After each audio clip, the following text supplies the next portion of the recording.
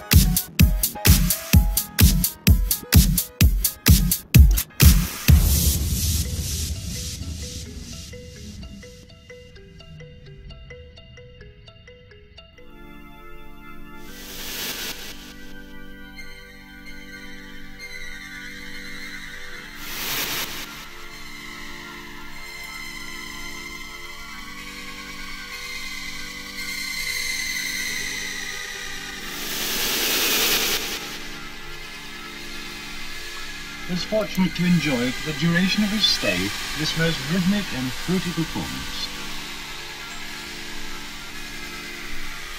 Modern in its conception, emphasizing a more than usual quality control in its final output.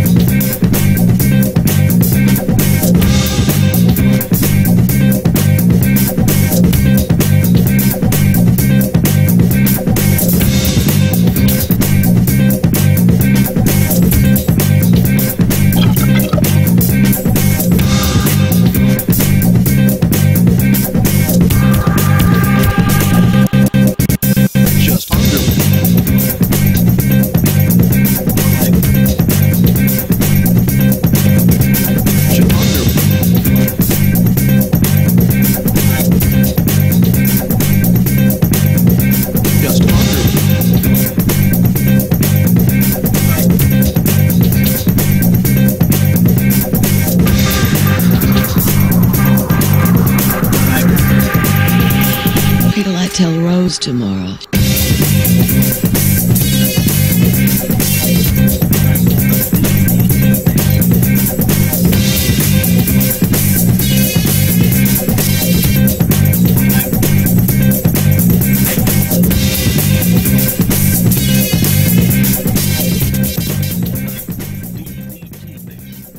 Hello ladies and gentlemen, it's BurningRed here, coming to you live from nAvGamingTV, and tonight we are casting the Telkom DGL Valentine's Day Cup Final between Energy Esports and Damage Control, as you can see on the broadcast screen there.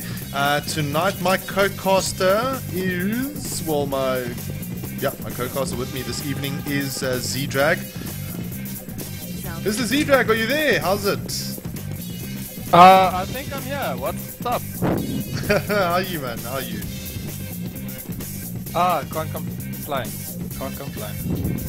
Lekker. So guys, zdrag is going to be my specialist caster this evening that will be feeding the information through to you guys with regards to where the teams go wrong, what they could have done right, you know, etc, etc.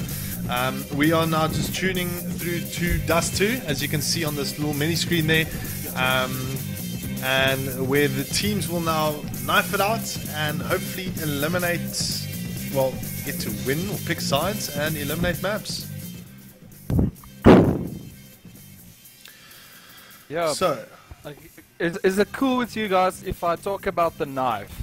I know it's a non-issue really, but I'd like to talk about knifing. I'm sure they're pretty cool with it, man. Like knifing. It was interesting though, because last night the guys were speaking about gauntleting in Quake Live, and that was a huge conversation. So I'm sure they won't mind talking about the knife rounds. Yeah, knife rounds. I love about knife rounds is they're so important, but they get overlooked so many times. It's a simple thing when you go to knife. You form two straight lines and you go at it. There is technique to it, a bit of luck as well. I mean, it's just two guys running at each other, swiping. But I think if you form a straight line, keep your line. You've always got two guys in knifing distance of an attacking player. So if you just have a bit of patience, then you can win the knife round, and you get to pick sides, which I think is pretty nice. It's you know, gives you that little bit of advantage. We all know the maps. We all have stronger or worse maps.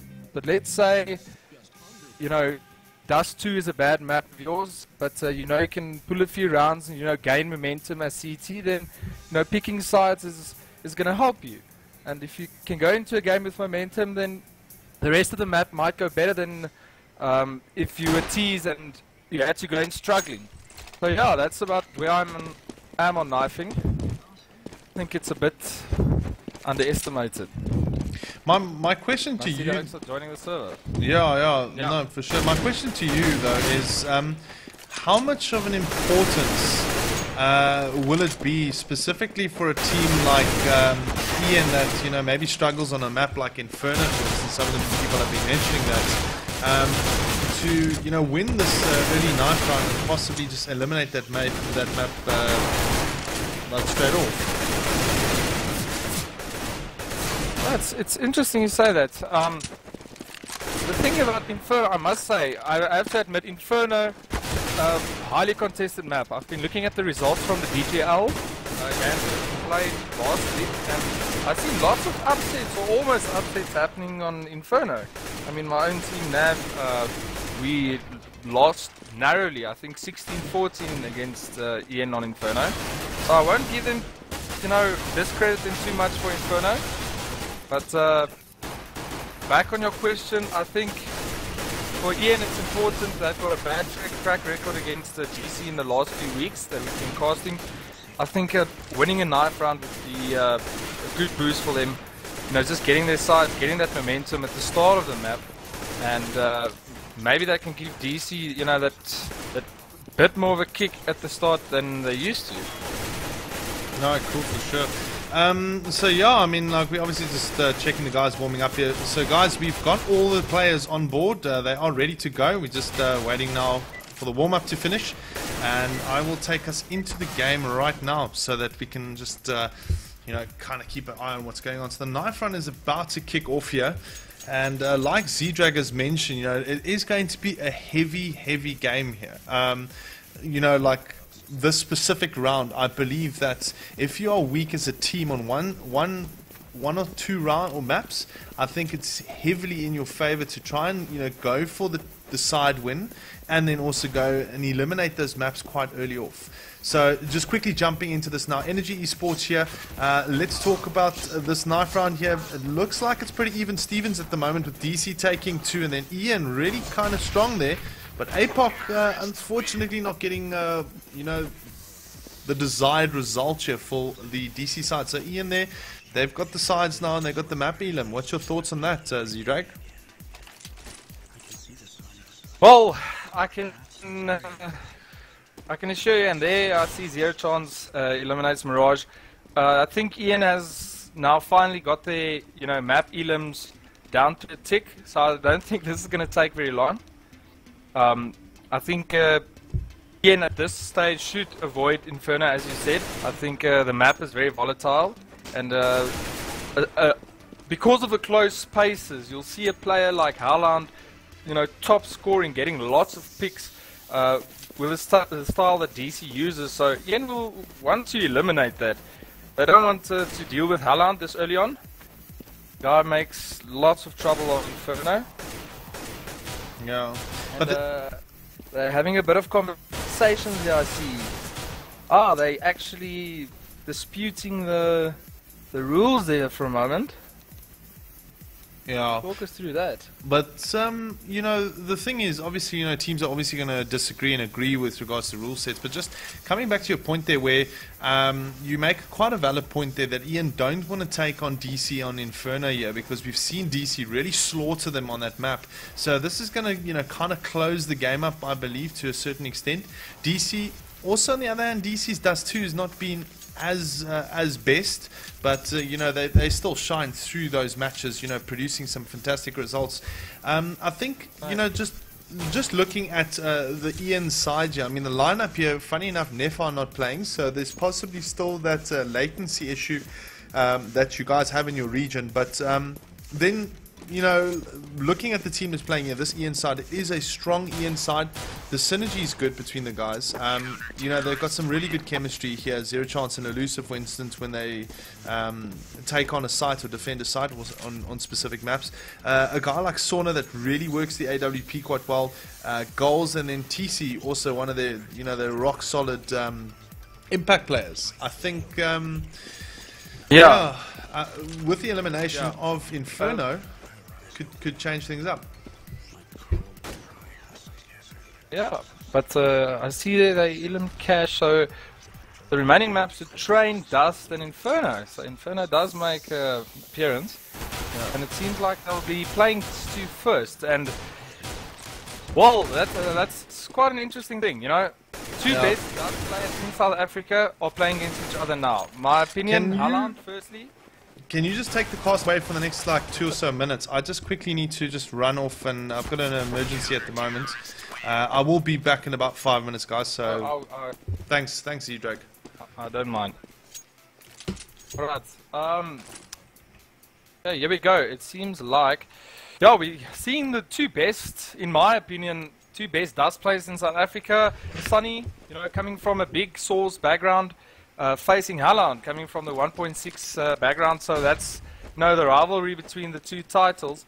And Sunny playing massive control in middle, being able to control CT side very well, defending into B, defending quickly into A, picking abstract angles, which few players in South Africa have managed to do. Sunny very talented with that, and then, you know, in contrast, we get Haaland, who's just a guy that can walk through a map and click heads. You know, his pushing and picking ability, especially around the middle area. It's going to be a nice clash through the middle. I think that's where the map is going to be decided here on Dust. And really interested to see how they're going to work around that. I think DC either going to try and avoid Sunny or try and eliminate him early. And that's granted if Sunny does play in the middle. And I see the match being restarted and we're going live here.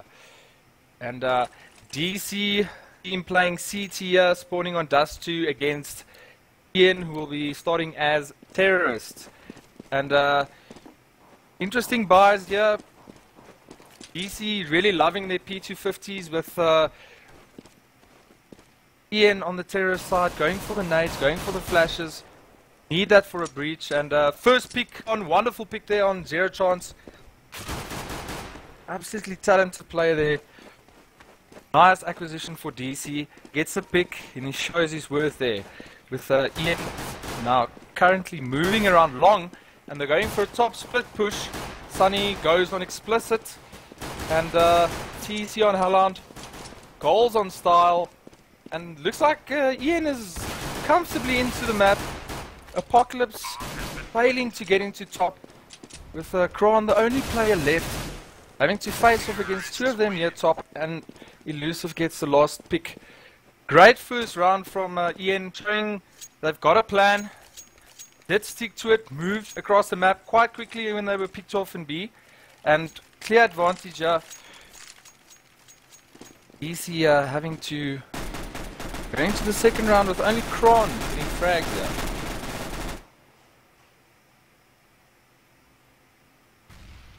See Ian just spreading out nicely. Zero Chance getting into lower. Sunny playing in the middle. Explicit. A bit aggressive in mid. Gets spotted. Falls back into. He saw two players and they're aware. So DC nicely surrounding him mid. Trying to quick on the rotate.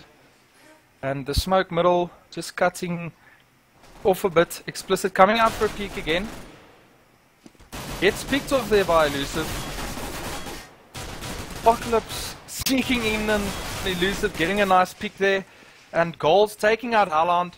And it looks like the movement will go into top. And a nice hide there on the side by Style. Let's see what he can do. Unfortunately gets picked off there by Sunny. And second round goes to Ian. Only losing Elusive in that round. Money's looking good. We don't see a surprise buy from DC. Although no. And in a last call they probably Style just falling down for the surprise buy. While Ian sitting with SMGs, they're going to be facing lots of FAMAs. But Elusive smart, using that AK, picking off Halland and Explicit. Style getting 2 picks. 3 picks. Oh, wonderful play there by Style. Goals and Zero Chance against Kron now. Kron peeking long. No avail. And the bomb is moving long, just waiting for for Zero Chance to come top and take a peek. Zero Chance sees nothing, they cross into the sights and well played by Kron here, just falling back a bit. Letting them get into the site. Kron spots Goals there, but unfortunately not able to get the pick. And DC now in a bit of a pickle. They've used their money, forced to save another round. But the nice thing about surprise buy is you can either save 2 rounds and go into the third round buying, or you can buy 1 round, save again, and then you can buy again, which basically, gives you 2 rounds to save, which in the end really doesn't make a difference. So if you can win that surprise round, then it's going to swing the momentum much in your favor. And another spread here from Ian, with Apocalypse playing aggressive mid again. He likes moving up there. Sunny taking a bit of damage, and Apocalypse gets taken out. Again playing very, very defensive before they move out. DC has got incredible aim on them. I want to run your team into a situation where you get a stack. So Ian playing well, just patient, getting the picks off. And Kron just ending his life there. Not even going to try to defend this onslaught. And we're moving to the 5th round. Welcome back, Nathaniel. Yeah, sorry about that. A bit of a personal issue there. So, if you don't mind, I'm going to take this round from here. And yeah, like Please I've just watched the last round, exactly what went on there. You know, Ian kind of really in the driver's seat at the moment, a 4-0 up at the moment. But as we see now, Hellhound taking 2 picks there with style. And all of a sudden, favor here for the DC side. We've got a 5-on-2 situation. Let's have a look at the overview here as we've got Sona and TC kind of playing in that inside area. Things, you know, like just quickly looking at it now, you know, that patient play here from the Ian side working out for them there in the last round. Style picking up another pick there on Sona. So he's got 2 and so does Hellhound. Let's see what TC can do in the next few seconds here as Kron gets ready to engage with him. But just looking at it now, it looks like TC might just be making his way kind of towards the low side area where he will then take on Explicit. So DC really in the favorable position here. Your thoughts on this specific round, zdrag? What do you think?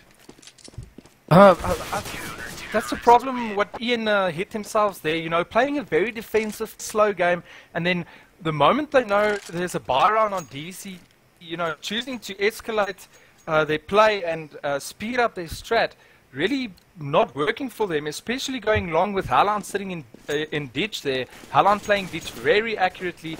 He always gets his picks there, so playing aggressively long, not the smartest idea. You have to kind of smoke him out, work the place, try and get the pick. Else he will pick off 3 of you guys, and Ian now seems to be slowing it down, which they should be doing. Yeah, that's interesting to see now how it works now for the inside. You know, they got the buy here, the AWP Sona's got, but Style already taking a pick there, so all of a sudden a little bit of an issue here for the inside, and there APOC playing that door quite aggressively, getting another pick off. So already the Ian side in kind of being boxed in the middle here as Explicit also applying the pressure. Explicit now coming back from the last game that these two contended in, and you know, he looks like he's on fire at the moment, picking up 2 kills here and really putting the Ian team to shame here. So at the moment, really, DC looking strong, and Explicit there, well, pretty much ending it off there with a trip kill, and the score now 4-2. Still in favor of the inside? I don't know. You know, they're kind of making mistakes now. I mean, what's your thought on that? Yeah, it seems like at the moment the DC bought, it's almost as if Ian started, you know, putting a bit pressure on them when they shouldn't, you know, making little mistakes, not smoking up middle, jumping those boxes there. I mean, it's a rookie mistake in my eyes. I don't know what's going on with Ian. Seems like they lost the concentration there. Yeah, no, fantastic spraying here from the DC side as they end them off there very quick. So the save round not really panning out too well for the Ian team there. As we can see, Kron, the only one losing his life on the DC side. So now the buy round coming into effect again for the Ian team. What they really need to kind of do here is maybe take 2 guys into the A, kind of take a slow B and try and force the rotate on the top side. As you can see my mouse pointer here, and maybe actually, you know, kind of trick the DC side. It's really what they need to try and do, and they need to be careful because Style, they're picking off elusive, so one of the impact players are gone. I think a player like Zero Chance is going to have to step up to the plate, however he's the caller. So, you know, it's not really going to be looking too favorable now for the Ian side. However, we do see some movement in the top here and some engagement on the mid as APOC takes out Zero Chance there. Zero Chance obviously trying to cause a bit of a decoy. Style, the only one playing along with the AWP. Hellhound kind of waiting on the top. Sona getting the pick on Style there. And then here we go. TC getting the pick on Hellhound. And all of a sudden, this game does look favorable for the Ian side. Well, this round specifically. So they needed those necessary picks to stay in the game. TC got the top side. Sona's got the long. And then Goals playing the goose ramp. But Kron, you know, making quite easy work there of TC, and then APOC coming into the long, taking control of Sona, gets himself a trip kill, and the DC guys retake that site very well. Clean retake. I mean, that's what I'm seeing there. Yeah, no, looking at Ian, just going back into the round, as you said, you know, spreading out, trying to force the retake, but DC playing really smartly there, you know, sending Style long, Kron sitting way back in the corner in B, and then the rest of the players working middle. So you've got a good idea of where the players are going to be. If Style is that deep in and Kron can see him to B, they know the players are going to be middle to top. So that means they can't force the rotate if they keep playing middle that aggressively. He needs to spread out more, try and stretch the DC team. They're not challenging Style and Long. They're not challenging Kron in B. So they're going to keep walking into a strong top or strong middle force here. And just to finish this round off here, bomb is planted here by Ian, and just patiently waiting here for his teammate is Style and go up the ramp here. Easy pick off on Apocalypse. Style goes on Sunny, and then a 1 versus 1 situation. Style choosing to play the Deagle there, but gets picked off by TC. Yeah, well, aggressive play worked out for them, Nate. Yeah, no, definitely. As we could see there, what they did is they are really focusing on this specific area here. They're not really going and trying anything new and out of the box. They're obviously possibly maybe spotting a weak spot that we're not seeing. I'm not too sure. But just looking at the overall setup here now from the EN side, we've got the bomb going towards the B side, Sona checking the mid, and then we've got a kind of like a default hold, but more towards B. So things could be a little bit different here. Maybe they'll force a rotate, and like I say in most of my cars, forcing the rotate is really what you want to do as a team. If you can get your CTs to force a rotate, there we go, TC getting the pick on APOC mid. So now pressure is on DC to try and take it. But as we see the smoke coming into the CT spawn, this is an inclination that they're going to possibly go B. Hellhound done. Coming out of that long, and Sauna there right in the right spot, taking him out. But look at this, Ian now kind of going for the top push again. They've got Style, and Explicit is around, but Explicit managing to take off 2, so he's doing very good defending. But unfortunately, you know, Ian just really getting that early game picks, and I think that's really what put the DC side on their back foot and putting Ian in a strong position to win their 6th round. Your take? Yeah, well, in contrast to what I said, I see what Ian is trying to do now. They're moving into middle. They're pulling the players, instead of forcing them to rotate, they're pulling the players into middle and then getting those crucial picks, at which then they can start spreading out. And then they wear the DC team thin, and DC is forced to defend 1 versus 2, 1 versus 3 situations. And as a T side, that's what you want to do. You want to force the overlap. And yeah, no, it's exactly strat there by Ian. So let's see what they're going to do now. They're playing a bit wider this round, it seems. Yeah, I think what's happened there is that Style and Explicit knew that there was going to be an Ian play on the bottom. Just looking at how predictable Ian are at the moment, you know, kind of coming into that position here. Now, Style got the mid here with the M4A1, and he's managed to damage goals quite a bit there, only on 10 HP, so he's going to have to play it safe in order for him to actually, you know, kind of be impactful for the side. Just looking at now, TC coming out that mid position, goals moving with the bomb in the B, but TC being taken out. So now, let's just quickly look at the rotation here. We got most of the DC players in the B side, like they know that goals is moving in. There the bomb drops, so DC has got the favor here. And Elusive, the only one left, he's going to have to try and maybe just take a gun or two, because at the moment there's not a single DC player down. So let's just quickly focus here on Elusive. Where is he standing? He's obviously going to just drop into the CT side, going for the picks. Does he get himself one? Doesn't look like it. Needs to be careful though. And he gets taken out there, so really it didn't really work well there for him. But that was interesting because, like, to me, how I saw that, the DC guys knew from the start exactly what's going to happen. So now they've forced Ian on the safe, and, well, problems for the Ian team. Absolutely. No. Good balance here, 6-5. I wouldn't start making calls yet. Quite level at this time, and Ian still making the mistake of moving a lot into middle from lower B. I mean, even if they don't get spotted, DC is aware that if nothing gets spotted in B and long, then there's going to be activity in middle. Shots going off there. Flash going off. He decides not to contest middle, rather to fall back into their sights. And Ian's just waiting for that movement from DC, but there's nothing. So they move out slowly and possibly going to smoke spawn. Looking around the corners, waiting for activity, but DC quite disciplined, staying in their sights, not really deviating from their plan there. Ball moving up to B. We're going to see a B split. Middle to B push. Yeah, a bit stagnant there. Hit spotted from long, but TC takes out explicit. Nice placement from Apocalypse, but he's a bit too open. Gets taken out there by TC. And again going on B now. Kron, Inga pick still on the side. Triple by Kron. Wonderful there by Kron. Taking out 3 Ian players. And wonderful cleanup by Kron. Holding his side, not getting spotted there by any of the Ian players. Not really paying attention. And Kron, just wonderful round there. Bringing it back for DC.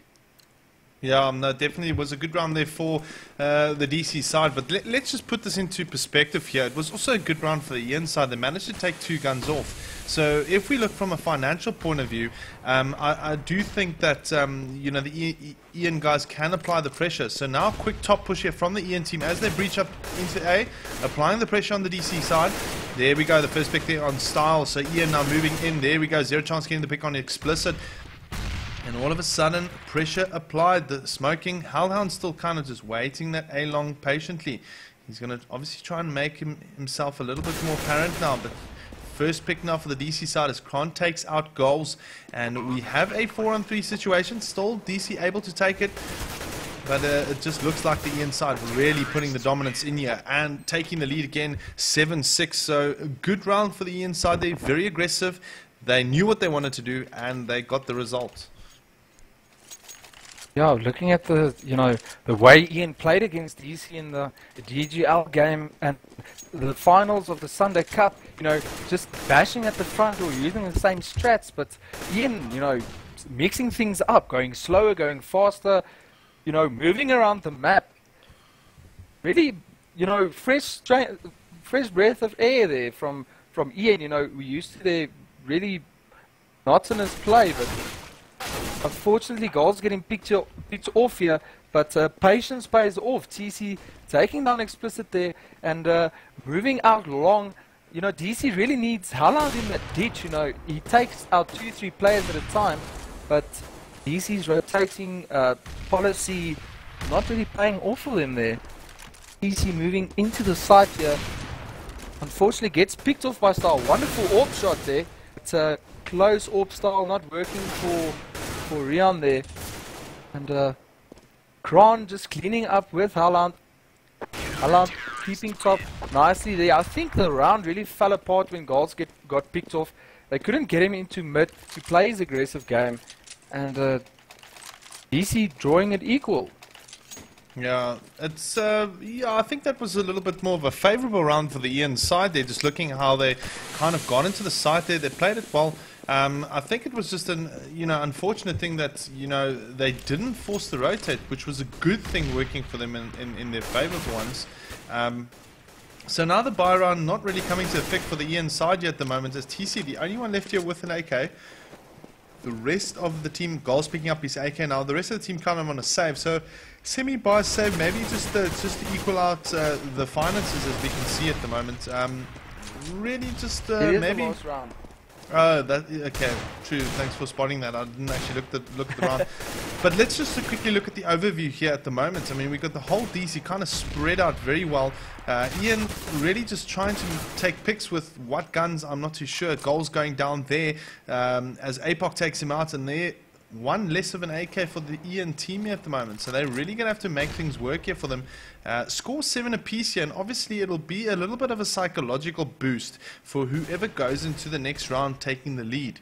And just looking at it now, Elusive with a great deagle shot there on Hellhound, and still favourable position for the DC side here.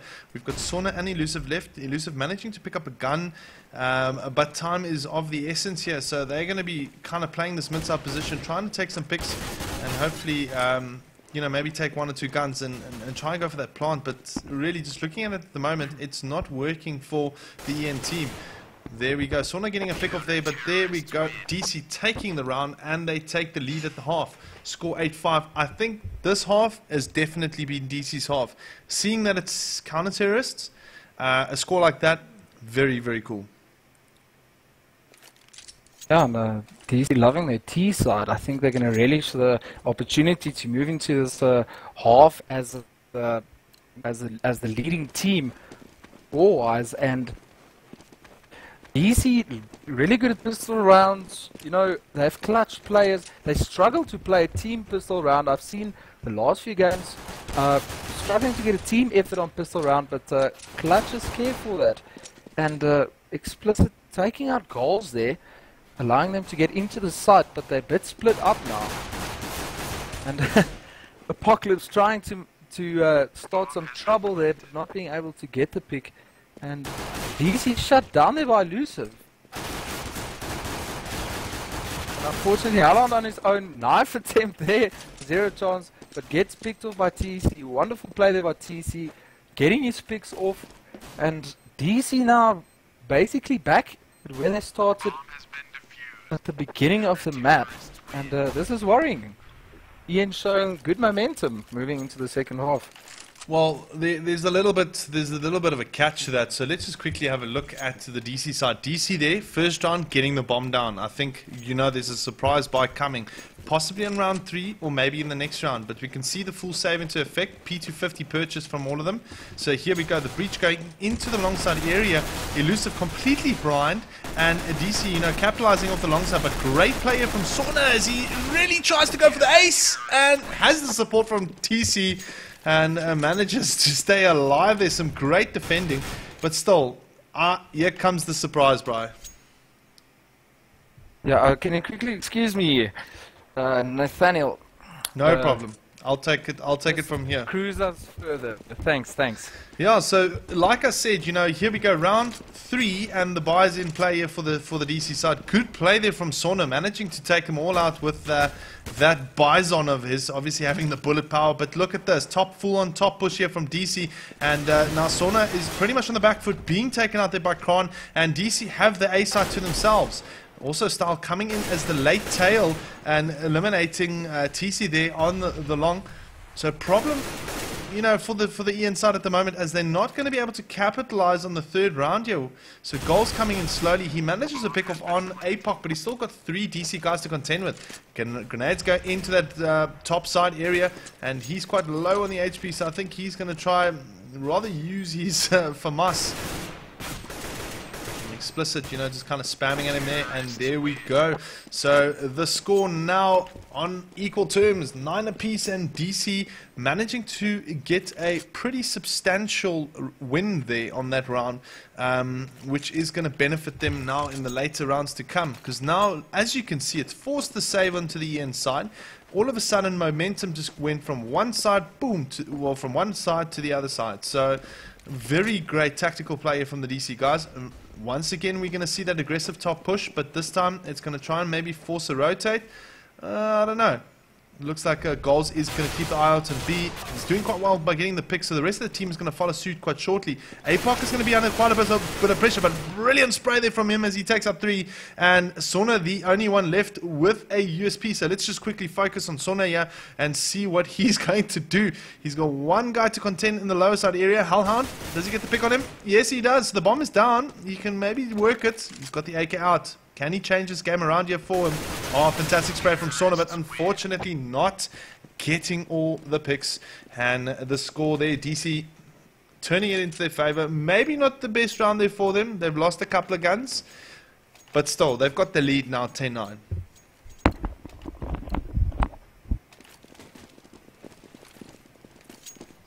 So, as we look at round 20 here now, the buy round's still not coming into effect here for the Ian side. As we can see, pretty much a couple of guys, you know, spread out here for the DC team. We've got Style playing the mid, Kron on the left, and then we've got the 2 guys. So look at this, all of them on B. That's the gamble Ian are taking at the moment. And if Kron and possibly Style or Hellhound can feed that information through, that could be great. But looking at it now, there we go. The pick going into play. Kron losing a gun, but oh, Hellhound as well. So now let's see if they quickly chase themselves up into the A side. Here we go. That's what we are seeing right now. Ian have 2 guns in hand, so they can turn this round around. Let's just have a quick look at the current proceedings here at the moment. So we're seeing 3 guys going into the long side area for the Ian side, and well, slow play now for the Ian team as they're trying to defend things off. Good play there. They managed to get another pick, but they still got style to contend with is very good. Has the support there. Great crossfire there from Style. Style and they crossfiring from the top, and then APOC from the long. That pretty much shut them down there, and you know, DC extending their lead, 11-9. Yeah. No, absolutely wonderful round there by Style. Looks like he put on his CS boots tonight. Really patiently waiting there back. That was just shows the experience that he gets into the game and what it means for rounds like that, you know, where Ian was supposed to, you know, retake that round. There was 8 picks at the start there, but Style's experience just shining brighter at the moment. And talking about Style, we see him quite aggressive here at the stairs and top, probably waiting to see if they can get a pick in B. Placing 3 players there and the bomb. And now it's just a waiting game for DC, waiting for impatience from Ian, maybe a pick. But a good re-smoking there from Ian in top. But Kron moving out, getting picks there, taking out Zero Chance in C. And the B split is in order. And Style taking out the one satellite there. And DC moving into the B side. Great retake there, just waiting on the C by Kron in middle, and totally unexpected by Ian. DC looking really good at the moment, and Yusuf will just fall back a bit and save his gun. Yeah, this game is going back and forth. I must say, I can't really see a clear momentum or clear dominance in this game. DC looking better at the moment, executing their strats better, more patience, and flashing and smoking really well. And the Elusive just hiding there long. DC players running around the map looking for him. Gets spotted, but Elusive takes out Style.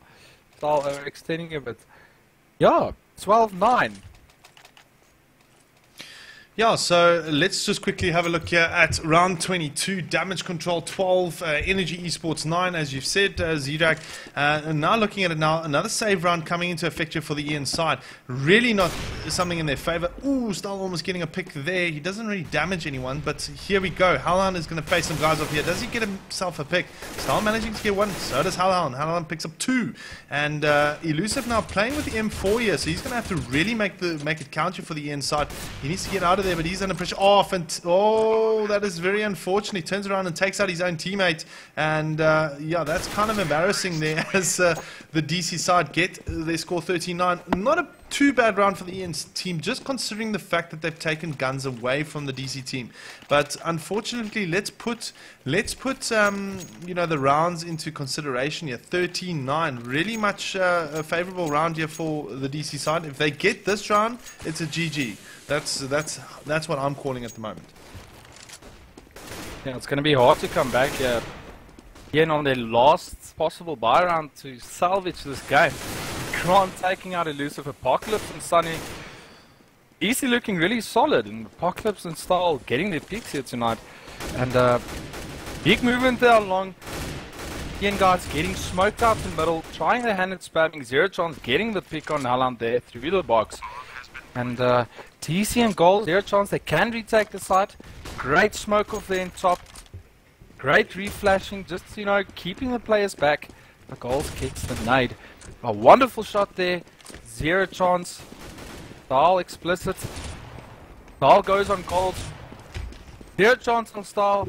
An explicit versus Zero Chance here. Let's see if he can do it. It's a long, hard to defuse, but there's not enough time.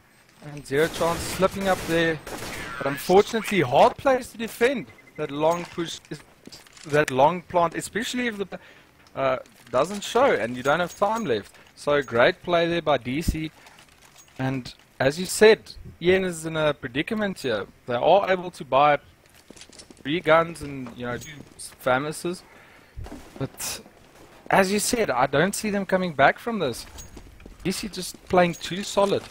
Yeah, no, that's the experience of DC right there. Too much of an issue here for them at the moment for the Ian side. You know, not really showing that synergy like they did in the first half. So we got a bit of a predicament here, you know, speaking on Ian terms. Zero chance under pressure. They're managing to get the pick there on APOC. So, you know, he's given the advantage now to the Ian side, but they need to capitalize with it, really. They need to actually work on the picks, and instead of getting picked off, get picks, like I said. So let's have a look at the strat here. Kron's still playing the B there. He's trying to maybe force a rotate. Or we're going to see a smoke here, and we're going to see possibly a breach into the B side as well. Explicit now carefully walking out slowly. And he's obviously now alarmed the Ian guys, so they are aware they are playing the mid-side position here. Good play from Son as he manages to get a couple of, hits off. But Hellhound quite aggressive on the top there, taking out Elusive. So the impact player for the Ian side is gone. Elusive not really playing his game at the moment. Doesn't seem like he's on form right now. So there's a bit of a match-off here. TC's going to have to come to the party, and there Hellhound also taking out one of the Ian guys, and Kron there taking out TC. So Zero Chance quite low on the HP, and you know, Goals now getting a pick, so it's a 2-on-2 situation, but now looking at it, already advantage DC as they planted the bomb in the A side. The Ian guys are still kind of looking around and seeing what the hell's going on. Maybe a little too late, I do think, but you never know. I mean, a retake could be pretty much very possible here for the Ian team. So now Kron, you know, kind of sitting on the top side here. Hellhound getting taken off. Now, Kron is in a very good position. He's on that flat position that'll be able to cover it across that way.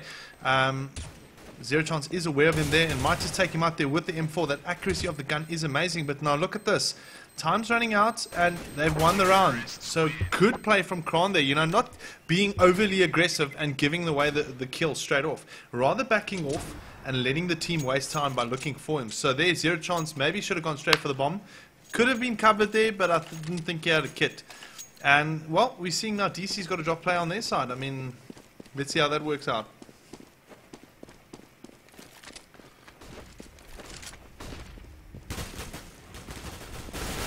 Now as we see the round progress here to round 25, the DC side still pretty much taking out 2 of the Ian players, 3 of the Ian players, and have basically given themselves the advantage here. So it's a 4-5 and DC still has capitalized here. However, let's put into account that I don't think all of the Ian players had their potential guns or preferred guns. So the bomb going down here, and this is possibly the ultimate round for this map, as they've got the bomb down in A and they've pretty much sealed the deal. However, the retake is still possible, but just looking at it now, it doesn't seem like it's likely, as Kron gets himself another kill. So quickly looking at the scores here, Kron playing a fantastic role there with style in the 20s and a positive KPD of 1 at least. So here we go. Second map, Train. This is always a close one between the two. What's your thoughts? Yes, it's scary. You know, casting Train, it's a roller coaster ride for anyone watching this between Ian and DC, especially on Train. You know, they've had so many engagements on this map in the in the recent history, and I think well, DC, as far as I can remember, has taken every single one. So Ian still needs to just give that little bit more push to win on this map. They've been so close. They've lost 16-14. They've lost 16-15. They've lost 16-13. Is today going to be the day where Ian goes, okay, let's take that final round or that final 2 rounds to you know, take the map? They're so close. I think Ian plays a wonderful Train. DC just basically hovering on experience at the moment. Ian being a bit more creative on Train, and DC, you know, small basic things coming from experience, better rotating, better covering, better communication. But other than that, I think, you know, Ian is being the better, how can I say, tactical game on Train. So we'll see if that's enough tonight to just overcome that experience from DC. But at the moment, DC is playing a wonderful game here. Looks like they're on form tonight. And yeah, sorry about that earlier, Nathaniel. I did not see that my mic was muted, because I'd like to mute it so I don't make noise while you... And I forgot it off, so I was talking to myself there. Oh, sorry, I didn't actually notice. But anyway, just a point there. I'm reading through the chat right now. A lot of people are saying Nefan, you know, better than Sona better than Nefan, etc. My personal opinion on that is Nefan is a better player. He is a more impactful player for the Ian side. He gets the frags. He's very aggressive, but it's good for that side. I just think maybe he's being used in the wrong role with not with regards to his aggressive play, but his placing. I think he might play a better game if he's placed somewhere else. Because Inferno, for instance, he plays the B quite aggressively there, but I don't think that's a suitable position for him. Where I believe someone like Elusive could actually really produce better results. Nefon can play the A side, for instance, a lot better than most of the EM players. So I think, you know, kind of maybe swapping him out for Elusive could work. So, you know, just overall with this debate, yeah, my personal opinion is Nefon is a better player. Sona is also a very good player. You know, I'm not taking it away from Sona here. He's a brilliant AWPer, and he definitely, you know, brings that AWPing aspect to the side. But I just think, you know, playing against a team like DC, you really need to kind of have your rifles on form, not really your AWPs, if you know what I mean. Yeah, you know, debatable about Nefon and Sonny. I think Nefon is a great player, and I think his influence in terms of decision making in the game, you know, always see him as a great in-game leader. So, you know, Ian missing that link tonight with Nefon up, unfortunately, our exchange here in the east of Pretoria giving us trouble. I'm still able to cast, but yeah, that bringing Nefon down. Funny replacing Nefon, it's hard to slot into a position where, you know, you get told you have to go to that side or this side because you have to replace a player that, you know, watches places where you're not necessarily strong at. So being a replacement player, not always easy, especially on CT side, and Sonny just showing there that not completely comfortable with, you know, the position that he has to play. But they're going live, but someone's missing. It's Sonny. Sonny's missing. Maybe Nefon will make an appearance. It'll be quite interesting. He did that in the last cast I did against the NAV team, against you guys, in actual fact. You know, the thing is, Nefon is a great in-game leader, like some of the guys are mentioning in Delinquent. However, you need to understand when you've got a different personality, such as Zero Chance coming into the party, he's going to kind of take that role. So it's going to be maybe a clash of personalities, perhaps. I'm not too sure. Maybe they've worked things out, and Nefon is the caller. But as far as I've been informed, Zero Chance is the caller for the side. I might be wrong. Who knows? But just the pure fact on how this kind of operates, how this team operates at the moment, the synergy of the side has improved tremendously after a couple of weeks ago. We have to keep that into consideration, and I do believe when DGC comes, these guys are going to be putting ears on the DC side. Let's hope we see that tonight. And in actual fact, you know, there's another thing. I'm not too sure if this final is a best out of 3 or best out of 5. I'm trying to look at the rules here to just try and verify that. But I think this is a best out of 3. Yeah, the elimination went best out of 3, so the players are also under that impression at the moment. The interesting thing I see here, if I spectate on the server, if I'm not in the game, it's showing at the best possible graphics, whereas my game is set to most basic graphics.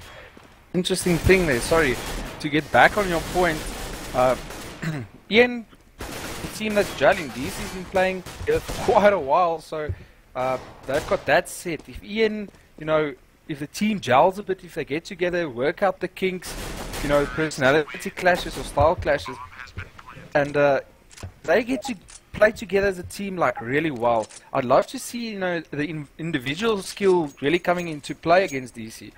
Come DGC Championship, if Ian is still together and if they've worked out these things, I really believe they're going to be more of a challenge than they were in the previous DGC tournament. Yeah, so here we go. We're going to be taking the knife round now. We are live. These guys are going to be knifing it out, obviously, for sides. And, well, the guys that walk away with the win here will be in the better position. But, you know, playing a team like DC, for instance, Ian, either or, you know, at this moment in time, they pretty much might actually lose it. Kron playing a fantastic... Oh, this is going to be interesting. Oh, unlucky. And, well, Good play from the Ian guys. They're managing to at least walk away with the knife round there. So they're going to possibly stick as CTs. I mean, it's kind of a given. This is my personal opinion, I think this is more of a pro-terrorist map. You get more rounds as terrorists if you play your strats properly. I've seen a lot of teams fall under the CT, the CT kind of hope. And really, it's mixed. I think personally it's very mixed at the moment. But let's see how this first pistol round goes. So the Ian side going as the CT side, and then we've got DC in the T uniform. So let's look at the overview here. Kind of a split strat here. One in the mid, one in the little ladder, and then we got 3 on Ivy or Alley, as some of you guys will know. That is a kind of a terminology between Source and 1.6. Anyway, Hellhound getting the first pick here for the Ian team. So good start here for the DC side. My apologies.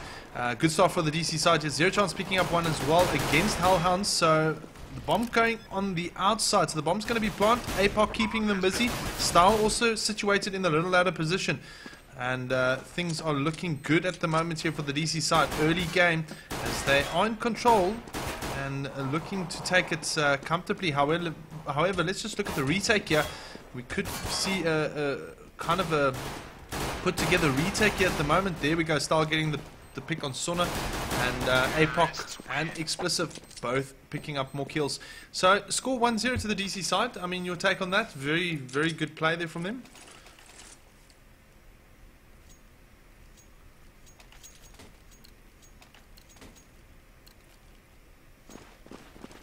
Yeah, DC showing a good pistol round for once, and DC moving in quick outside. You see Style, doing the whole decoy thing. Hellhound going to the ladder, and all DC stratters moving out. Style and Hellhound getting the rotators as far as they could, and the last 3 players playing the top ramp quite aggressively, not moving down yet.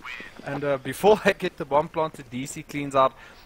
This is a really famous strat of theirs. It really works well on teams that are rotating, especially if they rotate little ladder or rotate through alley. And that's not really needed. Easy picking them off regardless. I think this is going to keep doing this. As you can see, their Style again moving out. Hellhound going down the ladder. Really like a signature move here by DC.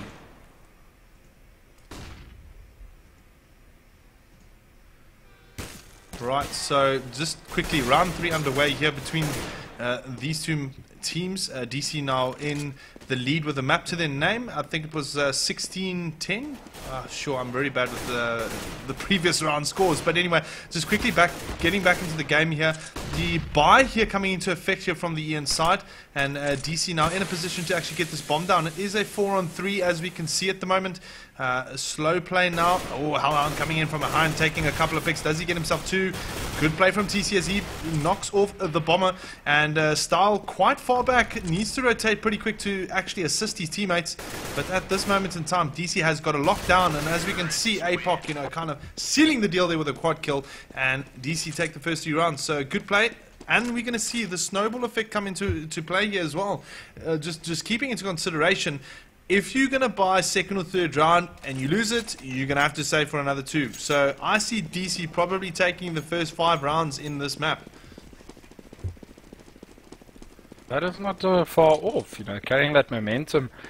DC playing fast here, hitting 3 players, hitting the splits. Style going middle, Hellhound going into the ladder room with Explicit, Apocalypse and Kron just smashing through wherever they choose to go, whether it be inside, top or alley. And getting the bomb plant there, elusive, bit lost there in-house. Style possibly moving out, just see if he can elusive, and he's in a great position to do that.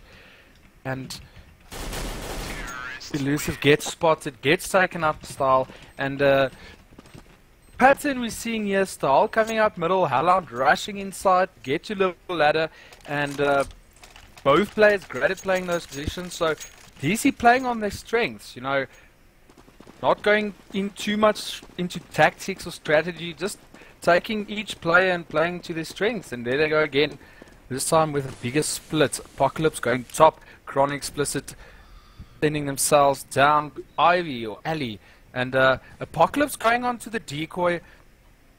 Elusive playing sneaky and gets it off on Apocalypse. Almost forces a rotate. Smart of Sunny and Zero Chance. Keeps their positions there. And TC in a great position. Takes out Cron. Takes out Explicit. And, you know, Style and Alan now in their waiting positions. Now they have to make a move. But Style gets picked off. And Haaland is left on his own. Let's see what he can do.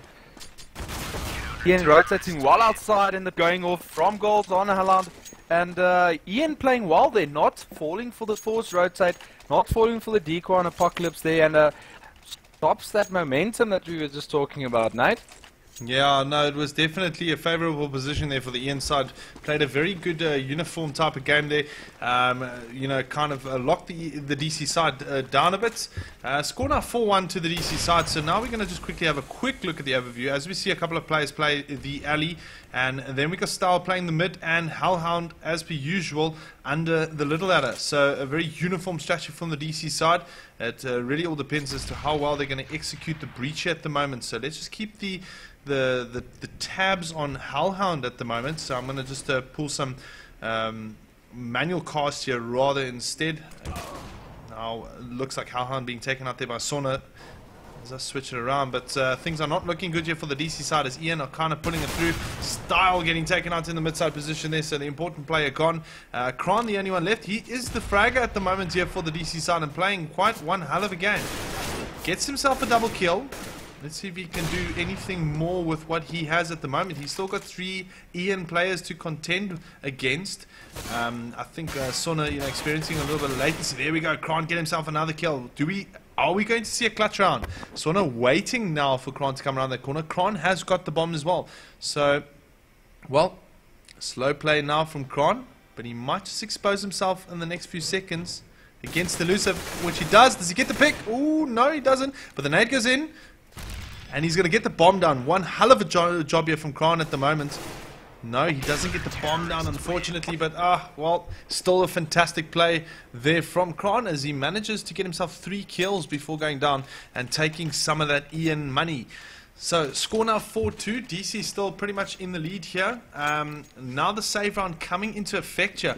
As we can see, just pointing out there, a P250, not really much coming from it. A little bit of an armor buy there from Style, and we also see very few nades. But here we go. It's a mid-outside push from the DC side, and Ian are locking them down quite aggressively and doing quite a very good job about it.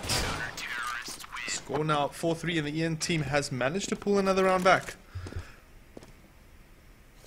Yeah, I mean, Energy putting themselves back into the round. I think DC not really realizing sending players into alley on buy rounds, and TC just, you know, getting his double kill every round there, shutting down the strats of DC completely. And DC learning fast, decides to send Apocalypse, their rogue player, out there, and rather opts to go inside, which is smart since Elusive's watching inside, and maybe there's not enough time for Sunny to fall back to help Elusive, and DC just playing a bit more defensive. Style deciding not to play aggressively middle, opts to go back and join his team, and Apocalypse just waiting for his cue.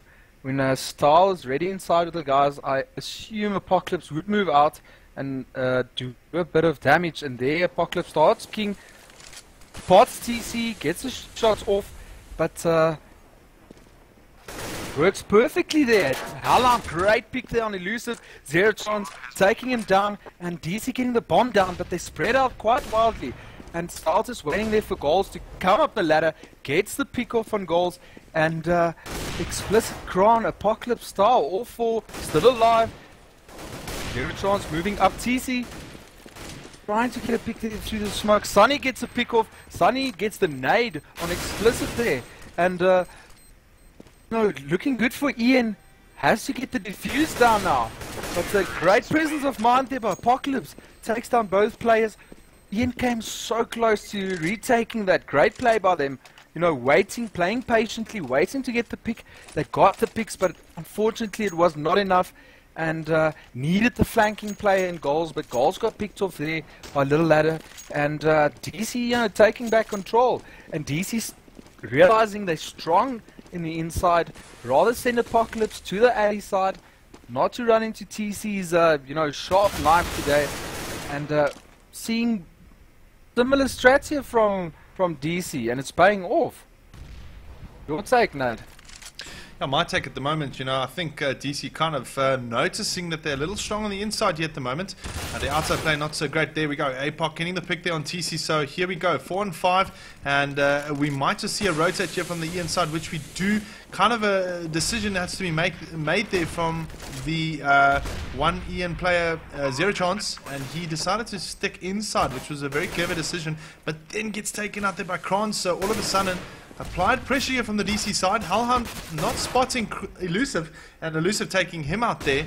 So a couple of exchanges going here for the EN side at the moment. Goals picking up the kill on Kron. It's a 3-on-3 position. Now we're seeing APOC coming in. Does he get himself 2? Because if he gets himself 2 here, fantastic play there from Explicit. Kind of jumping there, knowing that the bomb might just be defused. APOC needs to try and take one down, but Sona still sitting there with the AWP and will run away with it, so they can use it in the next round. Let's just have a quick look here at the finances at the moment. Things are not looking good at the Ian camp at the moment. I mean, 2,400, 2,100, 3,000, 2,000. So, Sona saving that gun, clever decision. But maybe not give it to someone like himself. Rather give it to Zero Chance or someone that can also play the AWP well and really go for that kind of clutch kills, if you know. So overlook here quickly on the strat. Early game, as we can see, they're going to be trying the alley push with 3 this time instead of 3 inside. They've got the guns in hand, but Sona picking off 1. They're then getting taken out. And, well, DC look pretty comfortable in taking this round as well, smoking up the outside area. And, well, the only person taking a pick at the moment here is TC for the inside, so it's a 2-on-3 situation. Explicit then taking him out. Elusive, the last one left, just quickly focusing on Elusive. He's got an AK in hand. Can he make some damage? No, he doesn't. And DC, well, get their 7th round, so good play from the DC side. Yeah, it's DC taking a risk there going alley, but it paid off. Was a save round though. They could afford to go aggressive, and nothing better than to just slam at the front door, go alley, go middle. When you know the team against you is saving, you have a lot of space outside. And DC this time spreading out nicely again. I love the style showing themselves. And great play there by Sonny and goals. Zero Chance goes on Kron. This round is happening really fast, and Zero Chance also taking out Explicit and shutting down DC there. Maybe that's the solution. Maybe Ian should play a more aggressive game here, and Apocalypse, the guy that's supposed to be the decoy, is alive last. Just showing that the pressure from Ian just happening so fast, and Apocalypse will just peek all his corners, but no avail. Because the bomb is down inside and Ian spreading out nicely. 50 seconds left. I doubt he would save. He's just going to, walk around, pick his corners, play it safe, try and see if he can get picks off on his way, and not really, making his way to the bomb per se. But there he goes now to Little Ladder. Goals and Zero Chance just, vultures at that bomb. Apocalypse checking every nook and cranny there. Doubt he's going to go up the ladder, too much of a risk. So, 17 seconds left. Eclipse can just relax now. Save that gun. Quite an uneventful round here. And Ian maybe just realized a bit late though. There are a few rounds left. There are 5 rounds left. And hopefully they realize now that aggressive down the spreading of DC is maybe a better idea than to sit and wait for them to come at them. Yeah. What do you think, Nathan? Well, my personal opinion on the situation is that, looking at Ian at the moment, they are sitting back too much. They're not really focusing on being aggressive. They are really good aggressive players as well. Zero Chance, Elusive, etc. And, that kind of showed it there. The problem is, you know, DC have got 7 rounds in the bag at the moment, so that is really not a good thing here for them. Halon, APOC both getting picks there, and Goals managing to secure one, but then Halon kind of sorting him out. So here we go. We can see that 3 alley strat coming into play again here for the DC guys, and we got 2 rotators now on the inside from the CT spawn area. And Elusive taking out Explicit there, so quite interesting. Elusive is quite accurate with the AK-47, but unfortunately slightly makes mistakes here and there. It is, you know, you can't really judge him for it. He's a phenomenal player. I've played with him before and I know what he's capable of. But just quickly back at the game here, and Asuna again going to go for the save, gets a pick there on Styles. So, you know, he's going to try and take some guns away, but really just looking at it right now, DC are pretty much in the driving seat at this moment. You know, 7 rounds up as T's. They don't have much more to do. Oh, getting spammed there through the garage door. And, well, I think it might just be over for the Ian side with regards to this half. There are still three rounds remaining. Yeah, I think it's 3 rounds, 13, 14. Yeah, 3 rounds remaining. And, well, 80 rounds. Pretty much all you need, so you can take it away now in the next round, Mr. zdrag. Yeah, it's TC realizing aggressive style works against aggressive play, but the TC back into his alley position, and just look at that.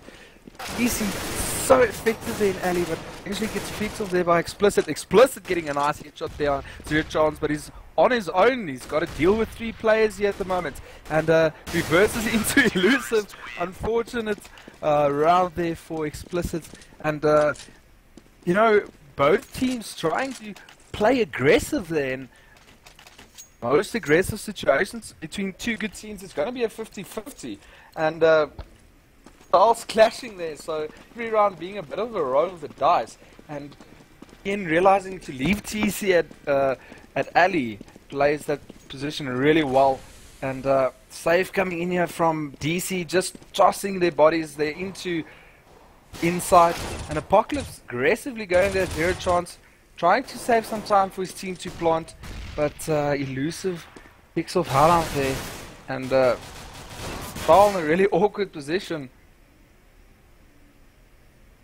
Gonna make down his way, but Goals and Elusive making a nice sandwich there, and unfortunately the patty always loses. Stal gets picked off there. A great round there by Ian, not losing a single gun when last round. Well, just, you know, considering the fact that DC are already 8 rounds up, they've pretty much walked away here. They've got the 8 rounds they needed. They've got the advantage as T's. What's going to be very interesting is if Ian can bring the game back to them. Good spray here from Goals as he manages to pick up 2. Again, another aggressive mid push with a 2 on little ladder here from the DC side, but it's maybe paying off here for them at the moment as they're managing to get kills. So it's a 2-on-2 situation, so not a too bad round here for them, but they need to be careful. Just looking at the current situation, Elusive coming in from behind, and that could pose a lot of problems for the DC side. Ooh, they are looking in his direction at the moment, but you know, it's kind of, ooh, that's the mouse, they're bugging out. Does he get the pick? Yes, he gets 1 pick on Explicit, so, ooh, and Hellhound. Let's just quickly focus on him here.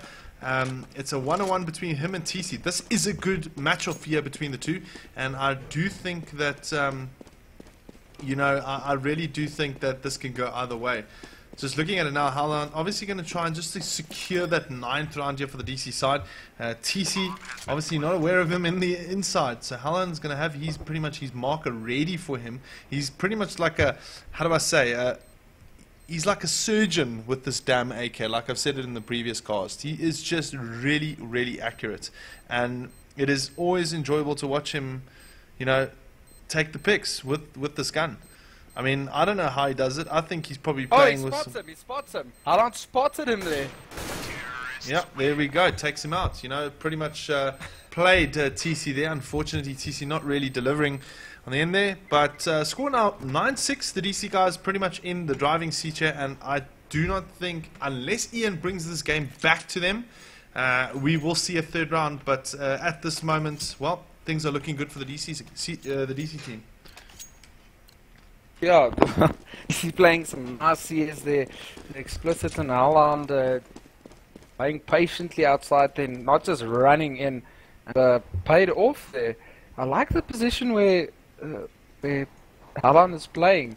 It's a big rush here. I see a big rush coming here in alley, and they manage their way out. Goals getting on Kron, zero chance on Apocalypse, and Style just gets removed by TC there. Alan trying to salvage something, but to no avail, and Ian taking the game to DC as he just said, and you know, dividends paid. Ian needs to keep the momentum now, moving into the next round, and they could get this second round. DC really good on the save rounds here on train, but if Ian can just lock this in, they're back in the game. Yeah. So just quickly having a look at like the previous cast here, I've seen Ian come back on this map against DC before as the T's. As we can see at Zero Chance, you know, managing the first pick off here, they've got the Bisons at play, so this is kind of like a uniform round here for them to take. No save, or, sorry, no like funny buy here from the DC side. We might see something in the third round, but I really doubt it because DC kind of playing the safe game at the moment, and they're going to be more so focusing on just, you know, getting past the first 3 rounds. And good round there for the DC, for the Ian team, as you can see, very much, pretty much to the point, knowing that they're going to take it. What's quite interesting though is look at this. There's some AK buys coming into this third round now, so a lot more rifles being purchased. If DC works their P250 magic and takes those rifles from them, problems. That's all I can say. Yeah, no, see Ian spreading out a bit, which is not smart if you get teamed upon, but Zero Chance taking out Kron there, up in the open space, and this is where, you know, the rifle really pays off, and Zero Chance taking those picks, cleaning up the middle, and Elusive kills Haaland, and this round is basically done with. Apocalypse being removed, and the game is tied at 9-9. Must say, Energy not showing any, like, type of fatigue. Looks like the deficit they carried into the next round didn't really bother them, or into the next half, I'd say. And I think Ian should just keep playing the aggressive game. It works for them. Aggressive players, as you said, especially Elusive Zero Chance, who we're seeing taking the first on every round. The lack of Netfan there. And Zero Chance just spots counter terrorist there, cleaning up his feet a bit. Ian spreading out nicely, showing the same type of strat we saw DC do earlier, sending a player mid, sending a player alley, and then just slowly, surely moving your 3 core players with a bomb inside. And Kron taking out Zero Chance there. DC gets sniff in the nose, you know, not really rotating. Great pick there by Golden Style. Haaland just showing why he's Haaland. Unbelievable play there by Haaland. Defending the site there, getting the headshot there on goals, and Ian basically hit a brick wall. We call it Haaland. Yeah, that's quite interesting. It's interesting just looking at the chat here where Lightus is saying Haaland Solar's inside, and Ian should take advantage of this, and well, that doesn't really matter, to be honest. I mean, the Oak was just Haaland taking really advantage of Ian deciding to go inside rather. Yeah. Haaland being a player that can really, it doesn't matter how many you are, it just matters if Haaland is playing a good game or not. So you just hope that Haaland is having a struggle, else you're going to have a bad time. Yeah, so just now round 20 underway here, as we see a hard inside push here from the Ian side. They're going to take on Haaland again, and there we go. He's out of the picture quite early and quite quick.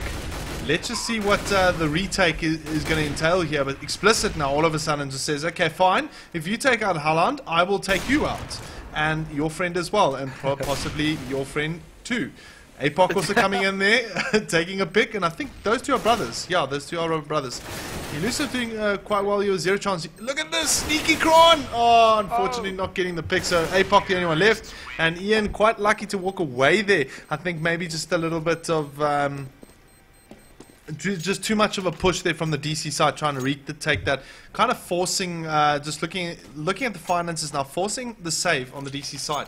So Ian again in the driver's seat here, and well, let's see how this round pans out for them. Yeah, you know, and people do forget Zero Chance here playing a great game. He is a farmer. You won't see that a lot, a farmer playing CS, but he's doing great. And gets the first pick there on Explicit, talk of the devil. There's some spreaded play there, and Zero Chance taking out Apocalypse. Zero Chance really showing some style there, if I might add. Goals going on Kron, and Ian, bit too spread out to really make a move there, but Goals killing style. He can now plant the bomb, and Haaland is left last, and will probably wait to pick up a gun there. The Haaland showing himself there, not being able to, clean up where he was busy with. Got Zero Chance, but gets picked off, and Energy taking the lead here for the first time in this game. Yeah, but that's really interesting what Gandalf saying there in the chat as well. Zero Chance is not a farmer, he's a boss. So just, get that right. So anyway, now Byron coming into picture for the DC guys again. And as we quickly look at the overview, it might be an outside push here, as we got two Ian guys kind of camping around that little ladder side. But Explicit is waiting for them, so it might be an inside. Three guys against Hellhound on the inside, maybe not going to work for them, depending if they can get that easy quick pick. So now just really slow play again. Zero Chance and Goals, then also in the alley side, as we can see. And kind of an interesting setup here from the DC guy, really just leaving Hellhound on his own. Maybe because they got pretty much that much confidence in him at the moment. But now we see...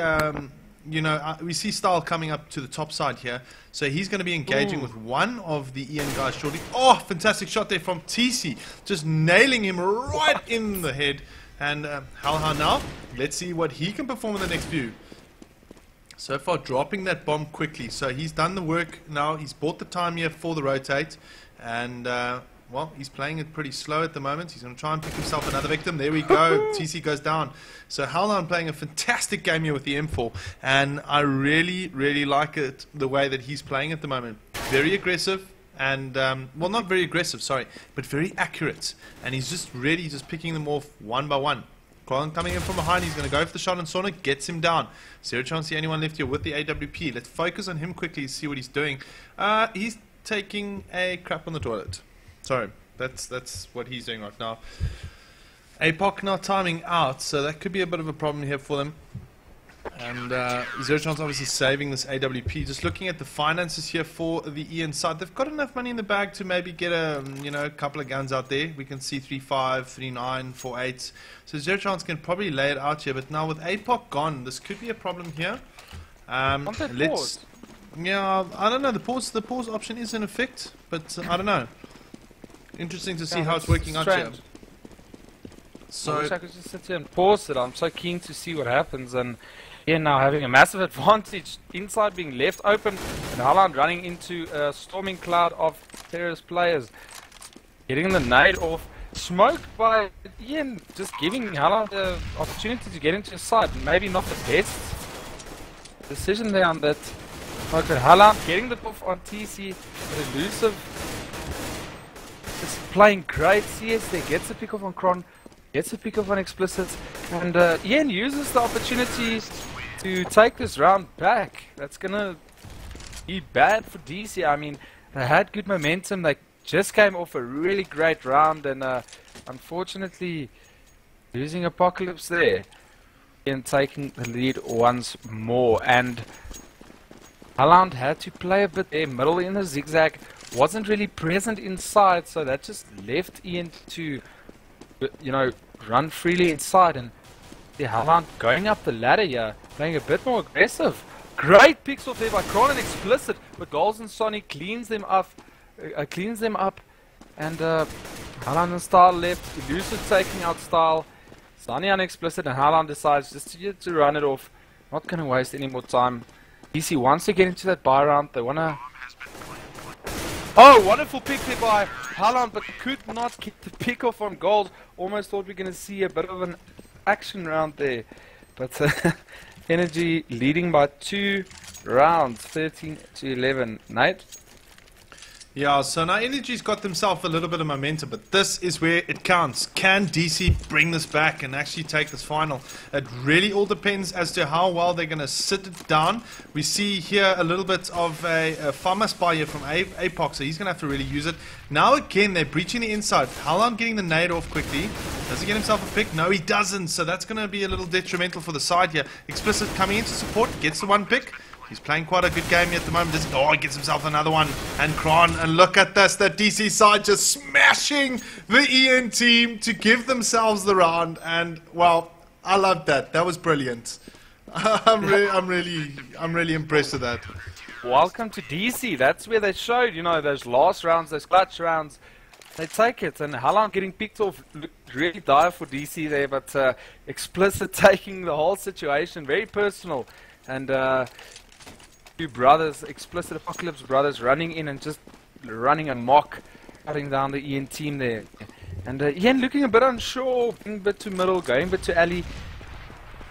Looks like they might have taken this a bit to the head.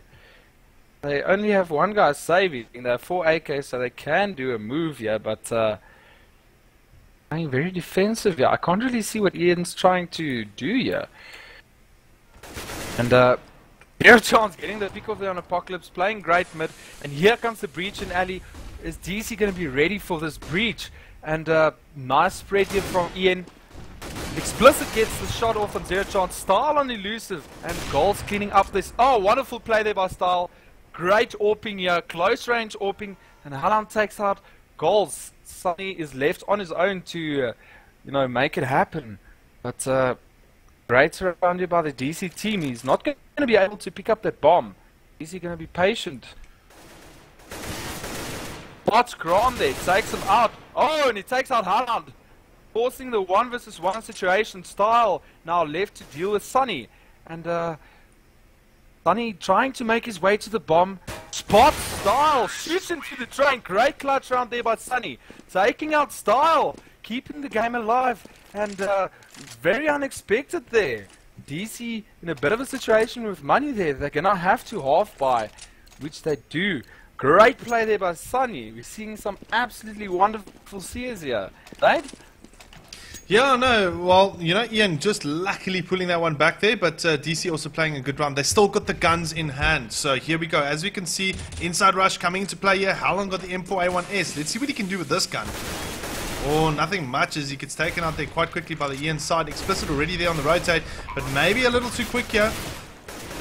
Well, it looks like Sona picking up the kill on APOC here, and then, well, the Ian guys at the moment are in the driving seat to give themselves a win on, well, looking at it now, the win on the train map. I mean, sure, didn't expect this one, but I have seen them play, you know, quite closely lately. So, yeah, not the best of rounds there for the DC side, and Ian capitalized off it, 15-12. Yeah, you know, as I said at the start of the round, we're just waiting for that one time where Ian's going to go into train and play that aggressive and, you know, determined CS. And we're seeing this here. They're in a position where they can't lose the map anymore. Gonna have to see if DC can really do anything here. Only one player, the Famous, and the rest opting to go for the powerful set of pistols. 2 Deagles and 2 P50s. And Ian playing a bit weird, you know. Aggressive style is working for them, but they're not. They're a bit scared to lose this round, so they're playing defensive, and didn't work out great for them. But picks go off on Apocalypse, and this is Ian's to lose. Kron gets a pick off on Elusive, Style on TC, and 2 versus 2 situation. Oh, and Explicit goes on Zero Chance, and DC takes the round, showing they're not laying down, taking the save round there, right under the noses of Ian. Ian playing defensive when they know aggressive play is going to work. What do you think, Nate? Looks like Ian is, you know, it's getting to their heads. Yeah, no, Ian, really silly play there. They should have stuck with the whole inside push. Just go for it. Go for the bomb plan. Defend the site off. Win the map. But no, they thought, you know, let's just play it safe this round and let it work for us. So now look at it now. Save round in effect here. We've got 3 guys going towards the alley, 2 guys playing the mid. DC's most likely going to lock this down and force the draw, which is going to be really irritating for the Ian side. They had this game in the bag, and looking at it right now, they are not really delivering. DC guys taking out the Ian team there without losing a single life, and well, things are not looking good in the Ian camp at the moment, as DC now pretty much have got this round just to defend as the CTs and go into overtime like we've seen it before. They have gone into overtime, I believe, once in a while back. And, you know, this train map, always a map of mystery. So here we go. The Ian side now pulling the inside strat. Explicit already pretty much at Little Ladder. Hellhound playing a good role there by taking out one of the players. But already pressure is applied. A style then gets the pick there on zero chance.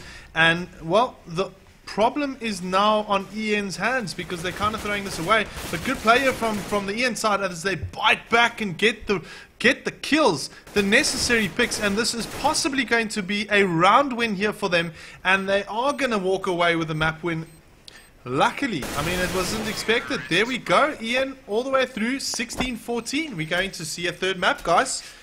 Who's ready for round 3? Fight! I'm ready!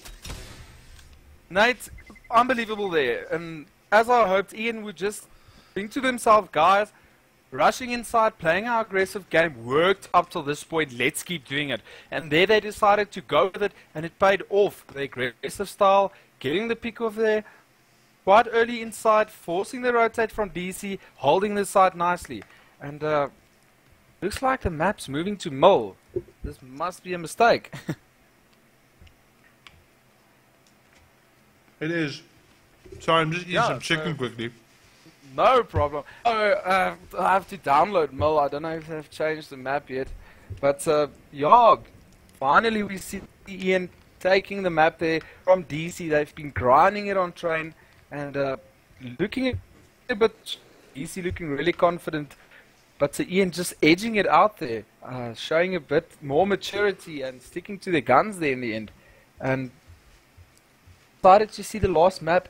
As far as I know, it's Inferno. The bigger thorn in Ian's foot. Great that they have momentum going into Inferno, because they're going to need it. DC's Inferno is absolutely smashingly good. I don't think I've ever seen DC lose on Inferno. Retaking of B side is probably the best of any team I've ever spectated, including lots of European teams, I might add. DC showing lots of discipline there. Ian lucky to have the momentum, but will it be enough? That's the big question. That's a question I'm asking. I hope Ian can answer that for me. Nate, I'll wait for you to finish your chicken there. Talk a bit about Inferno. Right, map for Haaland. Haaland likes swerving around on the map. DC really putting trust into his play there. And I have lots of fun. And I just got informed, I keep saying sunny, but it's sauna, dude. Apparently it's sauna, but I like saying sunny. For some reason I see it as sunny. I'm sorry, my pronunciation. Getting a bit of flack here from Nod. Yeah, but one of my co-casters, other co-casters, what's his name? Dare. He calls Niet Newt. It's not Newt, it's Niet. Soos in Afrikaanse neet. Dis iets wat jy oop kraak en jy iets uit dit eet. Daai tipe storie. But anyway. Opinion on Inferno. Right, this is quite easy. It's a DC game, fair and square. Listen, unfortunately, Ian are just not delivering very well. They're too predictable. If you look at the overview, which I'll show out to you guys here, almost every single round we see one guy going up the B and a whole bunch of them clump up here. They either try and play the mid or they try and play the house. That sums up the Ian strat there for you. Sometimes, but I'm honest about it. Sometimes you get a kind of like a decoy where they'll move back into B, but it's very seldomly, and then their B strat's almost non-existent. I mean, you know, this is something I am going to not hammer Ian on, but bring to their attention. Playing Hellhound and APOC and B is not a bad thing. Going for that full B rush, smoking off these specific points here, and then re-smoking them, pretty much gives you, well, gives you the benefit, if you know what I mean. It's simple. They're going to lose one or two players going in. So, yeah, It's really something they need to consider going into this round. If they want to beat DC at this game or at this map, they need to start exploiting that B a bit more. When I noticed they played DC in the last map, they never went B. They went B once that entire T round, which they should have really thought about it. And they should have actually just, you know, given it a go. Because they went the one time and they almost got the, well, they got the bomb down. They didn't win the round, but already there's progress, you know, compared to coming up second mid, losing all your kit and your guns and stuff before you even get into A, and then possibly only winning 1 or 2 rounds while you're in A. It is a constructive criticism, and a lot of teams do this. I'm not necessarily just pointing out energy here, but I am pointing out a lot of other teams as well. They kind of leave the B. Sometimes people just don't focus on it, and it's really, I don't understand why. B is a very nice site to breach. Yes, it's difficult to enter at first, but once you're in, damn, you can defend that thing like crazy and actually win the round. Yeah, you know, looking back at our game against Ian, same thing we do in Nav, you know, we avoid the B side, we don't really play around that. B just, for some reason, feels like a very choking side in this new Inferno, and teams opting to go for middle where they can contest a bit more, it's a bit more open, rather leaving B as a, you know, decoy or falling back side. Seeing South African teams tend to do that a lot, struggling to get the smokes off properly in B. You'll see DC getting absolutely wonderful smokes in B. Yeah. So that's always an option for them. Ian also knowing that smoke where you smoke off spawn, smoke off backstage and move in, but so DC adapting quickly, not playing it in backstage, rather playing the 2 players in the site.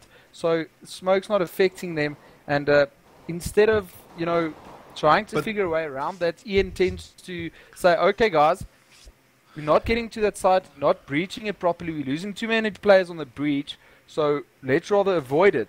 So yeah, that's but maybe here's another thing as well. On the B breach, there's you know about the AWP boost on the B breach, right? It's something I'm showing actually right now, and I'm actually going through it. A lot of players don't do this, and you know what? 90% of the time, there's an oak sitting right here and camping it out. Right here behind these little barrels, and he's kind of peeking through, licking left, right and center. If you're playing the AWP, boost up here, have a couple of guys in front here just defending you off just quickly. It's a quick exercise, boosting up with another guy and going for the shot. If you get the shot, bam, B's open. There's another option right there. So there's plenty of options to breach the site. I mean, there's special ways to smoke specific areas. All of that, you know, it really actually pans off. And also, if you got a guy playing very back in B on the backstage area, you smoke him out. He can't do anything. And so many times I see time and time again, there's a guy sitting here, he gets smoked out. What can he do?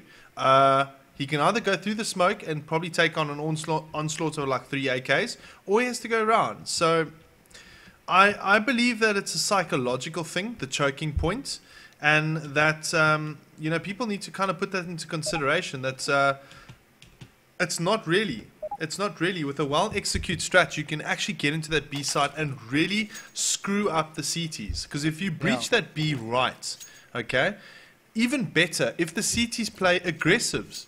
I mean, wow, there we go. That's an easy picking right there. It's face to face. There's no choke point. Just bam, bam. Here we go. Into B we go. I'll get back.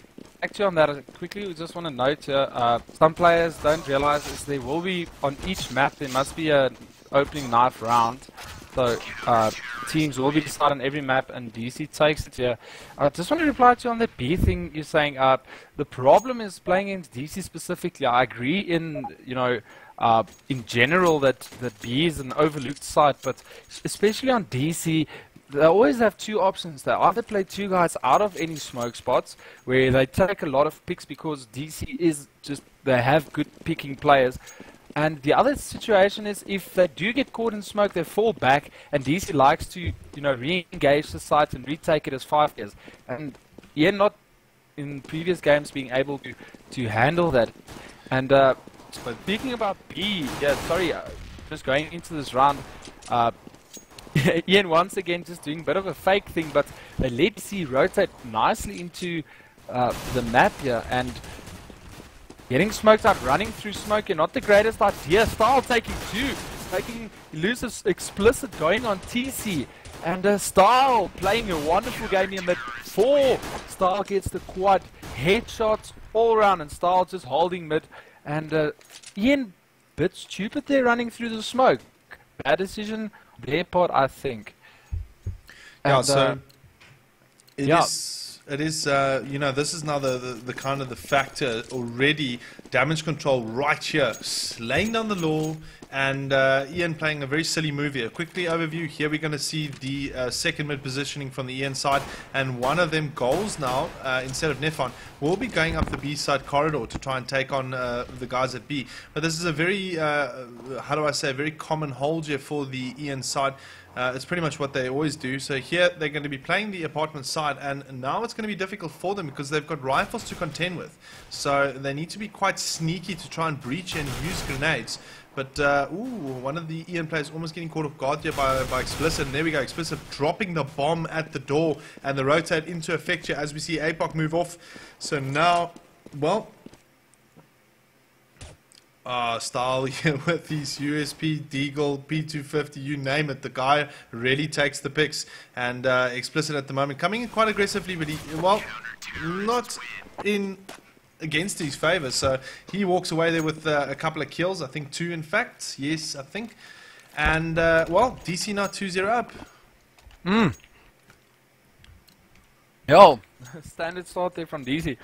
Styles showing that he's in the mood for CS tonight. Wonderful first round there by him. Reminiscing my idea that Styles probably the best player for middle on almost any map, especially here on Inferno. To take the spread here, Ian trying to save you through house, but Kron getting thundered there, but getting the pick there off on Sonny on goals, and maybe we can see the bomb getting down there, but the bomb was left in second mid, so getting into deep there, not the big advantage that they thought it would be. The elusive zero chance just holding their positions, trying to take, maybe get to the bomb. The patient space off, DC players bit, you know, impatient there. They're not aware that the bomb is down, so trying to pick off these 2 players sitting in this weird situation that we've got here. Yeah, it's a slow situation at the moment. Obviously the Ian guy's trying to get out of this ditch out area, but there we go, APOC getting the one pick off there on elusive. Zero chance the only one left. He's got a gun in hand, but APOC's just going to kind of eliminate him there. So 2 guys dropping on the DC side. Well, you know, financially that could be a little scarring, but just looking at their finances at the moment, it looks beneficial to them, well, towards them at the moment. So now we see the buy run coming into effect here from the inside. There we go, full stack of AKs, grenades, and armor. And, well, let's just see what they're going to churn out now in this 4th round here. Looking at it now, a bit more of an aggressive B push here from them. So they're going to try and take on Hellhound and APOC in the B side area. Let's see how they execute it. That is really the key factor here. Just having a look quickly at the moment, just going through there, a lot of flashes and nades coming into play at the moment. So Goals, the first man in, does he take a pick? But it's a good counter flashing mechanism here. There we go. So Hellhound is out of the equation, and APOC the only one left. So a good player from the Ian side. Like I said, the B is not that difficult. And at the moment, they've smoked off the CT guys. They're going to be coming out recklessly. And I think that's a problem. But nice play here from Ian at the moment as they manage to maintain this this B position. And they are getting the kills, and they'll get themselves the first round. Now, there we go, dude. Like I told you, I mean, it's not that difficult. You can breach that B and take out the DC guys. So 3-1 to DC still. And they've got money in the bank.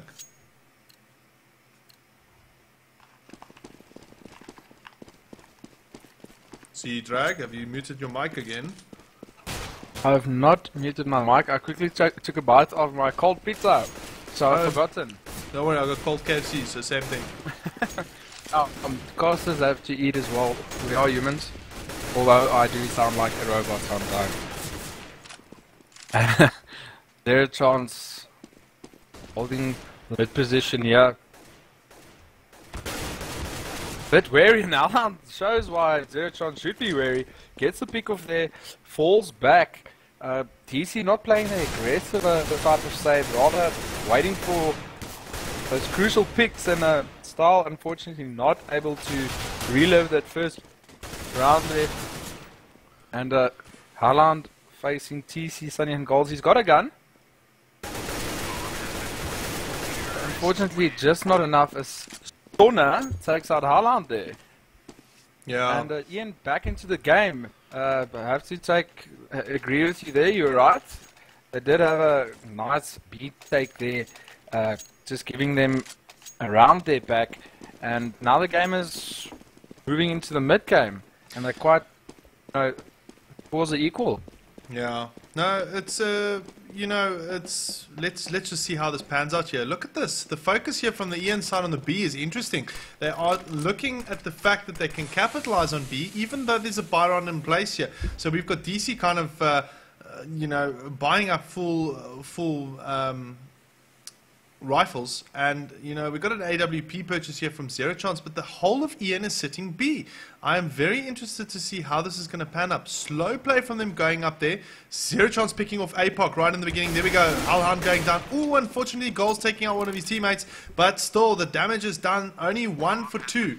And aggressive play here from the EN guys, coming into play, completely catching the DC guys. So a weak point has been exposed here, and possible weak point, and the EN team is capitalizing off it.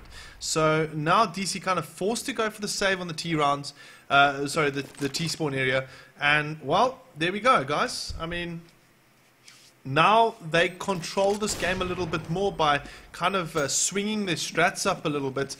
We might just see a bit of a swap of positioning here, maybe Style supporting in the B, or maybe even APOG and Hellhound looking at their strats that they're doing, and maybe just yeah, I believe redo a few things. I do believe DC learns quite quickly. I think we're going to see some defensive smokes now from DC. They usually opt to use it,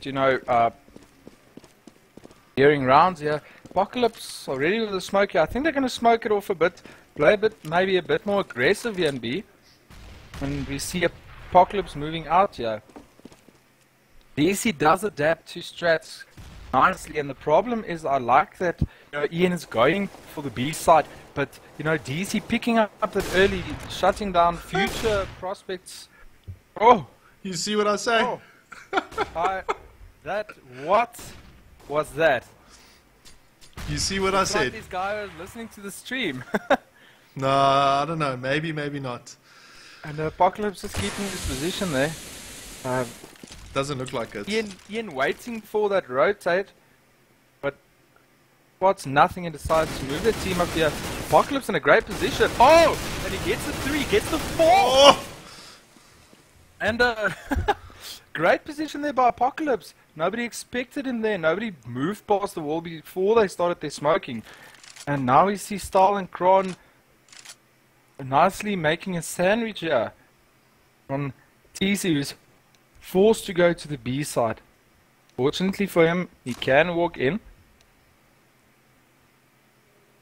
Realizes that Kron. Oh, wonderful pick there on Kron.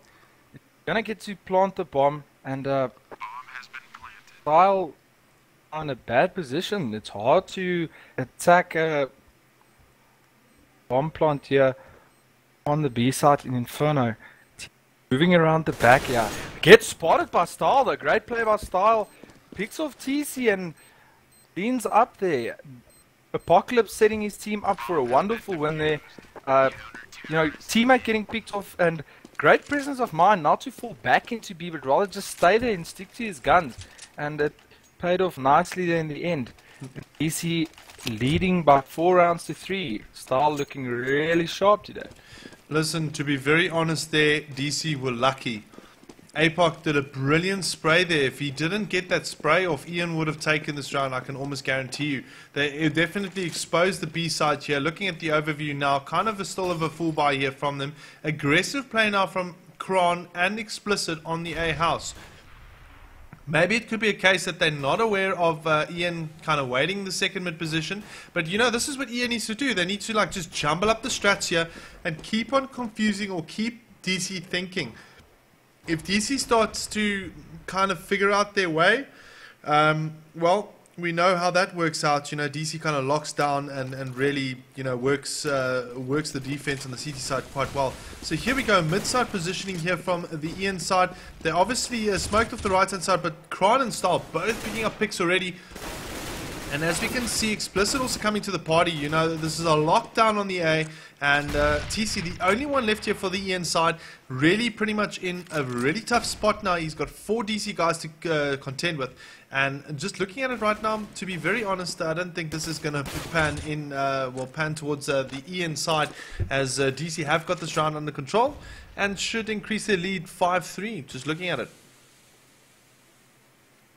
Well, where that is in the ditch, they're just playing their patient game. They're realizing that if they get picked off, TC has a chance here.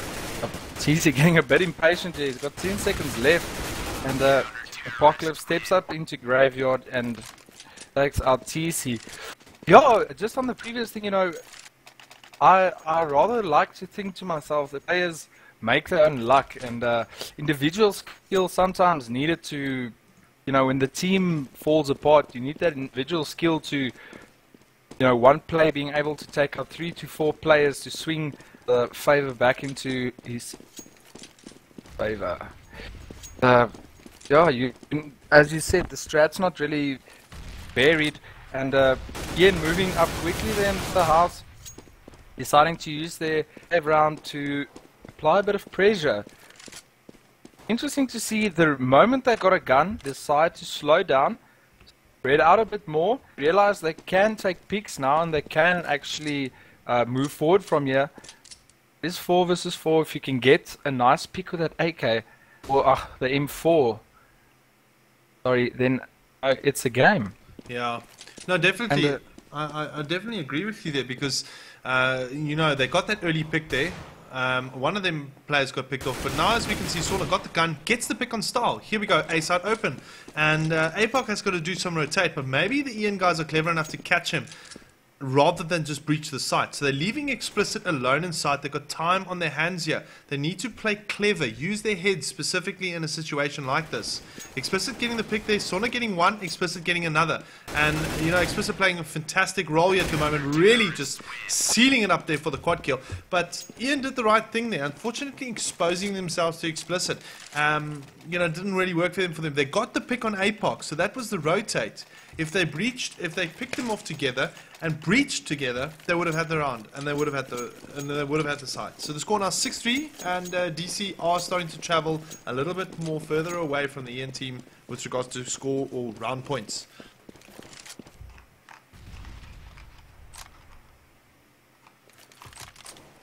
Ian here, you know, bargaining on getting their picks here in the house in the middle, but playing really defensive, leaving Kron and Ditch and Explicit, you know, moving a bit around the middle, dropping smokes, dropping nades, keep delaying them, and then eventually falls back. Not really, you know, there we go, he falls back into the side, not really giving Ian that opportunity to get the picks off. And the 2 players B basically just acting as money banks at the moment. And you know, Ian breaches up middle, opts to go to the normal side, N1, gets the pick off. Explicit, you know, dropping his guard a bit there, and Ian playing wonderfully there. Style getting the pick off there, but he's on his own. He has to wait for his team to rotate now, running towards them. They're gonna try and take the side together. I'd rather have them save. Money not looking great, but Apocalypse going on Sauna. Ian players locked into the side. Apocalypse on elusive. Oh, wonderful play there. TC and Goals just keeping the ground, defending their site, and bit of a crawlback there from Ian, leaving DC to they're not gonna. I'm not sure they're gonna save. Explicit does have a lot of money, but they do decide to save rather buy again when they could attain a full stack. And Yeah. Ian here moving, you know, aggressively up middle to B. Gonna meet the 2 DC players there. Great pick off by Apocalypse. It leaves the B side open as Halland and Apocalypse gets picked off quite urgently. And Zero Chance picking off Style there. And Elusive going on Explicit. Again, you know, great breach there from them. I think it's more explicit, you know, dropping his guard, moving out of the side. Yeah. That's lost in the round there, and I mean, look now, it's 6-5. Yeah. Energy's coming back. You see, Energy are starting to use their heads a little bit more here. So just quickly looking at the overview there, obviously the save run was quite easy for them to breach B, but look at this though. They kept on hitting A after APOC did his little squirrel here and getting 4 picks there, which was fantastic to see, but now they're just focusing on that A point. They should not stop that. Bomb going up now, going up the B side, Nad's going into effect. And what we could possibly see here is Ian pushing to B again. And this is the clever play we like to see from a team like Energy. So now them breaching into this A side, going to smoke it up. Craziness, here we go. Do we see some picks here from the inside? Yes, we do. They are taking out pretty much all of them. And like I said right in the beginning of this cast, DC, you know, pretty much are vulnerable in that B-side area. It's not that difficult to breach it. And Energy doing a fantastic job at the moment, breaching the site without losing a single player and forcing the DC guys to go and save their guns. I mean, hi. You know, this is proving a lot of things for a lot of teams as well, and a lot of players where you don't have to be worried because of a player's reputation. If you play as a team, you act as a team and strategize as a team, you can pretty much do anything.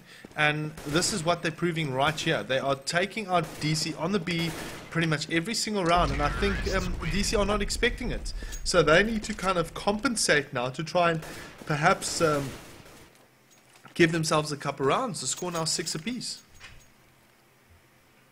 Yeah, Ian waiting a bit, you know, playing a few rounds out in second middle, just letting the you know, the guys in B forget what's happening in the game a bit, and you know, not really abusing their B strat, using it nicely to get rounds when they need it, and not much gonna happen here. Half by half save here from EC, which is weird why Apocalypse decided to be so aggressive there, but Ron does get the pick off on goals.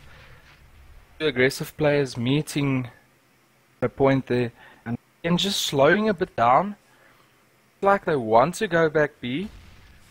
They've made themselves they've made DC aware of their presence in second middle, and DC decides to move a bit in around them. Ian needs to make a move now, else they're going to get sandwiched here. And none of the players looking down middle, but Sunny having the presence of mind, taking out Explicit, Elusive, going on Haaland, and they decide to rotate back knowing the B side will be open. And decision here by Kron and Style to save. I doubt they will try and take this side, so they can move into the next round with a full buy, hopefully. Yeah. Well, Ian's money looking good.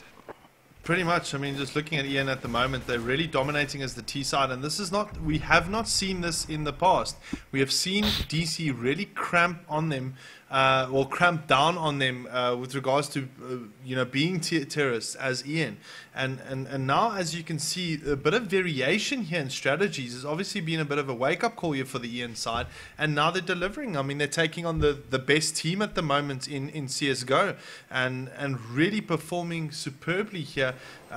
You know, capitalizing off that weak spot on B, and as we can see, Haaland, APOC not really on the best of grounds at the moment, not being able to actually defend that B side off. It's too aggressive play here from the Ian side. Score 7-6, as we can see. So as we go into round 14 now, the penultimate round of the half, let's just have a quick look here. So we probably will see another second mid push here from the Ian side to try and see if they can kind of assert their authority again here, and just, you know, more so just try and bait some of these players out on the second mid. You can hear that they're making the noise there. They're smoking up the mid-side position, so Explicit and his crew are well aware that they are there. But now this is where the trick comes in. They could probably capitalize off this, where APOC and Hellhound start pushing down B, and they've got one player just waiting there just to zap them once, zap them twice, open up a B site. There we go. B's open again. Go for the force to save, or take them out. But looking at it now, it seems that they are playing a little bit more aggressive on the A side here. So they're going to try out a few strats here, and the DC guys are well prepared in A. However, we can see picks coming left, right, and center. The bomb going down. Goals opening himself up there foolishly and getting picked up there by Styles. A good player from Style as well. Coming into the party there with a good USP kick pick. And APOC then rotating from the B through the mid. And here we go. DC managing to secure themselves around here, but energy already with 7 rounds in the bag. Things are going to be difficult for the DC side.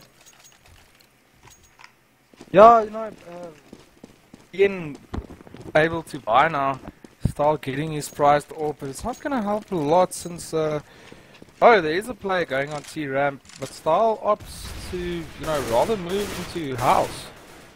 The weird decision by him, goes back to the other side of middle, and we see Ian just doing the normal second middle strat, though we do see the bomb going up B really slowly, and Ian knows that DC doesn't like to push out. We might see another push on B as the players in mid and second mid fall back to B, setting up for a B strat, leaving one player behind. Zero Chance does the smoke, Goals does the smoke, closing off the spots, and here they come. But this time B's a bit more prepared, players going in flash, bottlenecking up a bit at the middle. Apocalypse going on a 4 headshot. Wonderful play there by Apocalypse. Flash is going down at the exact right moment. Apocalypse showing he's ready. He's ready for Ian. He's not going to fall again. And Sona left in A site alone. Unbelievable play there by Apocalypse. Stealing off the last round there. Just stamping their dominance on Ian. No, for sure. That was brilliant play there from APOC. They're managing to get that brilliant spray into play. Getting the 4 headshots. And what I loved about it is the fact that DC adapted to this. They knew that something's up. They probably thought, hey, hold on. They're coming up. They're coming up B. Let's do counter flashing this time. He counter flashed it perfectly there. And, well, the result was brilliant. So now, quickly on the pistol round, Style going up the B here. Second mid positioning from the DC side as they are going to play quite aggressive outside the apartments or on the balcony.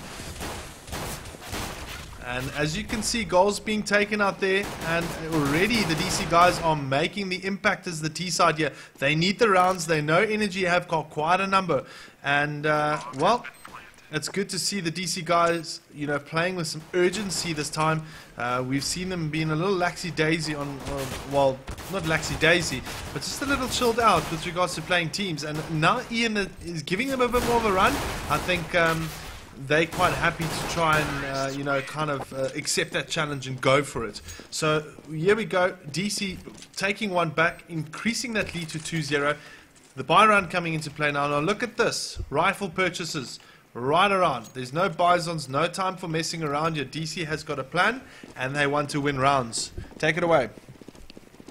Absolutely correct there. Style opting for his P250, loves playing with his P250. DC going for the rifles.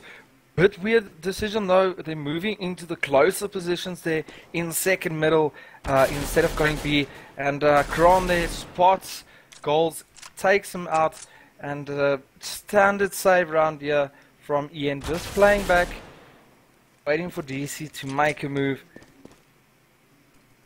Nothing much happening there, players sitting around in middle.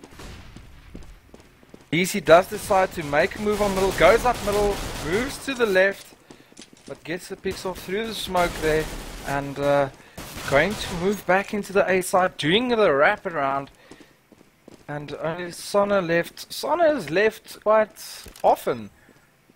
Probably the backup player, not really gets picked off there by Kron. Wonderful play there by DC. Just calm and composed. Really interested to see if we're going to see a buy there. Surprise buy from Ian Esports, but that won't happen here. Rather saving for the next round. Yeah. And so DC like to play up the mid there, Nate? Yeah, no, definitely. It seems like they play at the moment here. We can see the bomb going up the second mid position. Two kind of sitting on the bottom side of B. I think Halhan is going to be coming up, trying to see if he can chase down maybe one of these Ian players. Ian's still on the save at the moment, so you know they're not quite out of it yet. But we'll have to wait and see in the next couple of rounds here. Applied pressure on Halhan. But there is support there for him, so they're not going to give that gun away just as of yet. Sauna in a very tricky position here. Gets himself a gun on Kron. So, good play here, but already the damage has been done to the Ian side as DC kind of make their way towards B and will possibly get this bomb down. However, there is Elusive waiting there for him, or for them. And he's got a deagle, and he can make that work. Well, not today. Sauna the only one here with a gun. The last guy left here for the Ian side. The DC side, well, 2-on-1 at the moment. Sauna could really cause some havoc here for DC, but not going to happen today as DC extend their lead 11-7. So, well, good play here.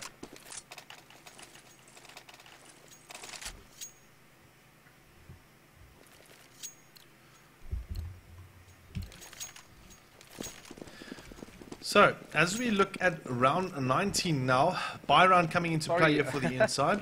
Are you there? Muted mic there. I muted my mic again. Forget to unmute. Sorry, had a long day. If you don't mind me taking this round, yeah. DC showing a bit more of a spread, yeah. Instead of doing the normal, you know, rocking up second middle, leaving the bomb there, down second middle. Great position for the bomb. It's the same distance from the B side than it is from the A side. Great place to recover it from. And DC creeps up middle. Makes their way up middle. Nobody there to meet. Ian decides to play a bit more defensive there as DC did. And Apocalypse just running around seeing what he can spot. DC getting up close there. But they are being waited for by Sunny with the orb there around the corner. DC deciding to move back. They're going to meet a bit more aggressive, Elusive and Zero Chance here in B. We'll have to wait and see what happens there. And step there from Apocalypse. Sunny takes him out. And waiting to see if we're going to see the rotate from one of the players there from B. I think that's what they're trying to force here with Style playing a bit of a decoy here. Steps out, gets picked off by Sunny, but no movement here in B. They do expect DC to run here in B, and DC does make it into B.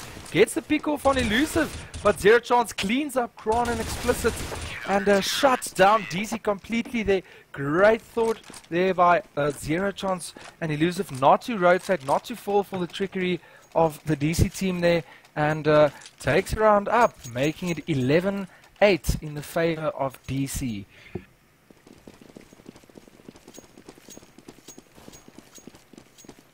And DC moving up the middle ramp here. Looks like they're trying to be a bit more aggressive B.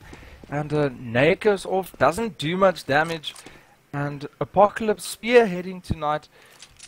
Seems like Howland is a bit off, so Apocalypse taking over there. Aggressive move into B, not using the smoking. Elusive sitting at the back left, but gets picked off by a wonderful shot there from Howland. And Howland just showing Howland there.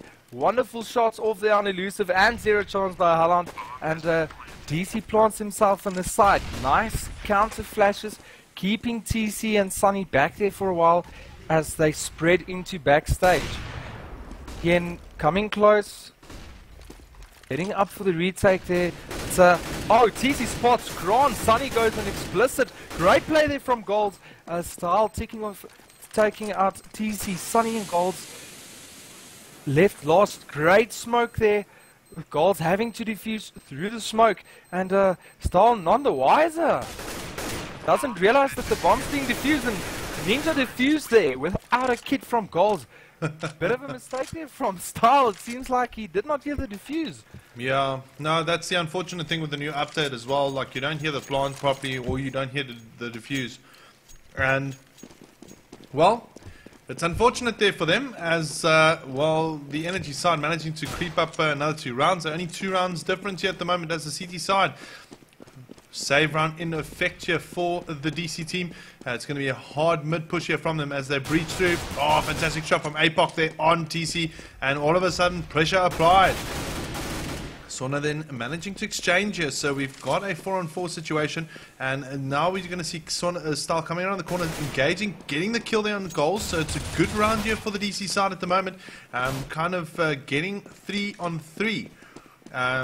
Not just losing out on everything just yet, and now they're aware of well, Sona there. I think Ian just letting slip of this round here as they've got the lesser numbers.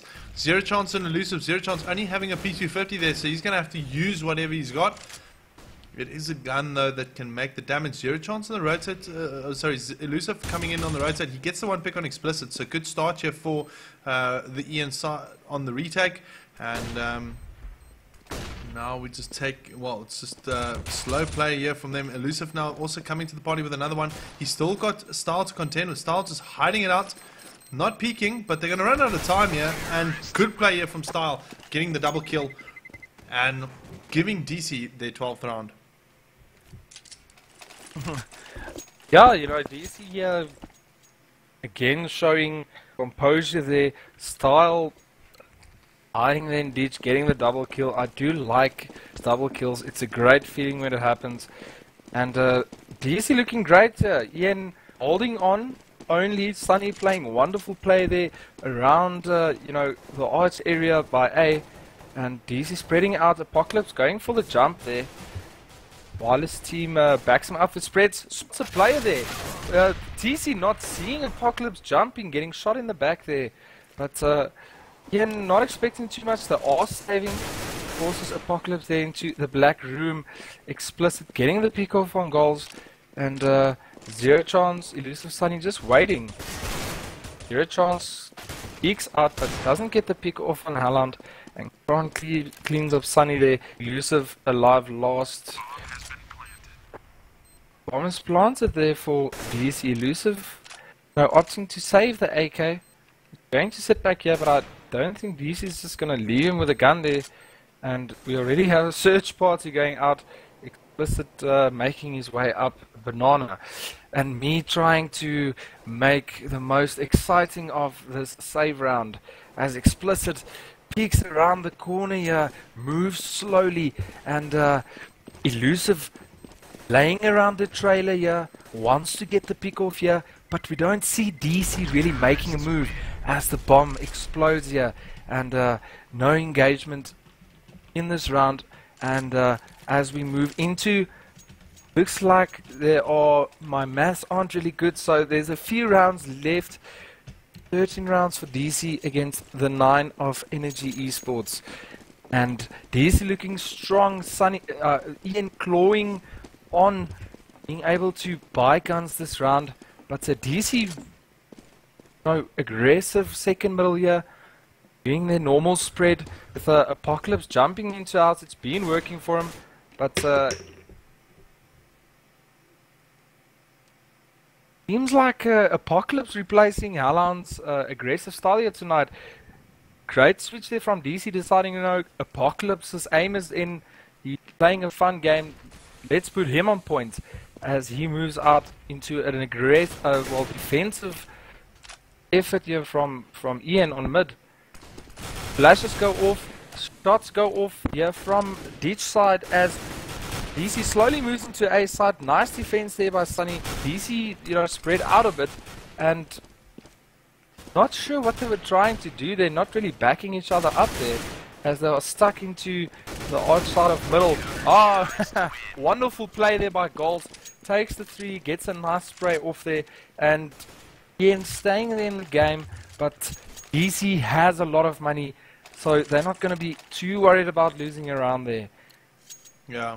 So, looking at it now, just quickly, at this moment in time, both sides have got rifles and armor, etc. in play here. So they'll be able to use that either or in their advantage here. Just the kind of standard setup here from the DC side again.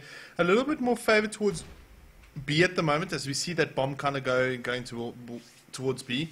I apologize for the hiccups. I just had some fizzy drinks. Too much chicken, brother. Actually, too little chicken and too much cream soda. But anyway, back to the game here.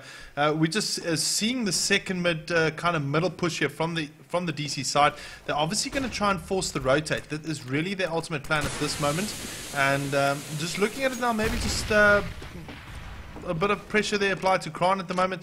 Now we're looking at it explicit here with APOC. So the two brothers right up in the mid and Kran now up in the apartment side. Still no engagement though. This is what I'm quite interested to see. We see the bomb going back to B, back and forth between these two sides at the moment. So some confusion is set at this moment in time. Do we see a mid? Oh, we are going to see a mid to be pushed here from the DC team. Kind of leaving Ian now. APOC kind of chilling back. So a really interesting split at the moment as they kind of make their way into B from all sorts of angles and sides. Zero Chance and Elusive have got a lot of pressure on their backs at the moment, but they're doing quite well taking out the number of players at the moment. Oh, there we go. The DC guys are in and they've breached the B side, but Sona and his team are quick to rotate. Sona managing to get a pick off here. Goals as well. And then a good retake here from the Ian side. You see, what I liked about that round specifically is the fact that if you look at Zero Chance and Elusive, they bought themselves enough time, or they bought their team enough time to actually do a rotate. And now putting pressure on the DC players. And look what happened. Now force round coming into a force save here, coming into effect for the DC players. So they're going to be pushing that bomb up the second mid. And let's just quickly recap on the game at this moment. I think really the changing factor is the fact, well, in this specific map, is the fact that Ian changed their strats around. They didn't play predictable as per usual, and gave DC a little bit of a hard time as CTs. So now Ian locking down again. It is a 2-4. Well, at this moment, pretty much a fair trade-off. But more so in the fact Ian now only one round away from the energy side. Score now 13-12. Yeah. If they had a time to wait, that would be right now. And not sure what happened to DC. They moves falling flat a bit. They're not getting their picks. It looks like the old guys are, getting sleepy.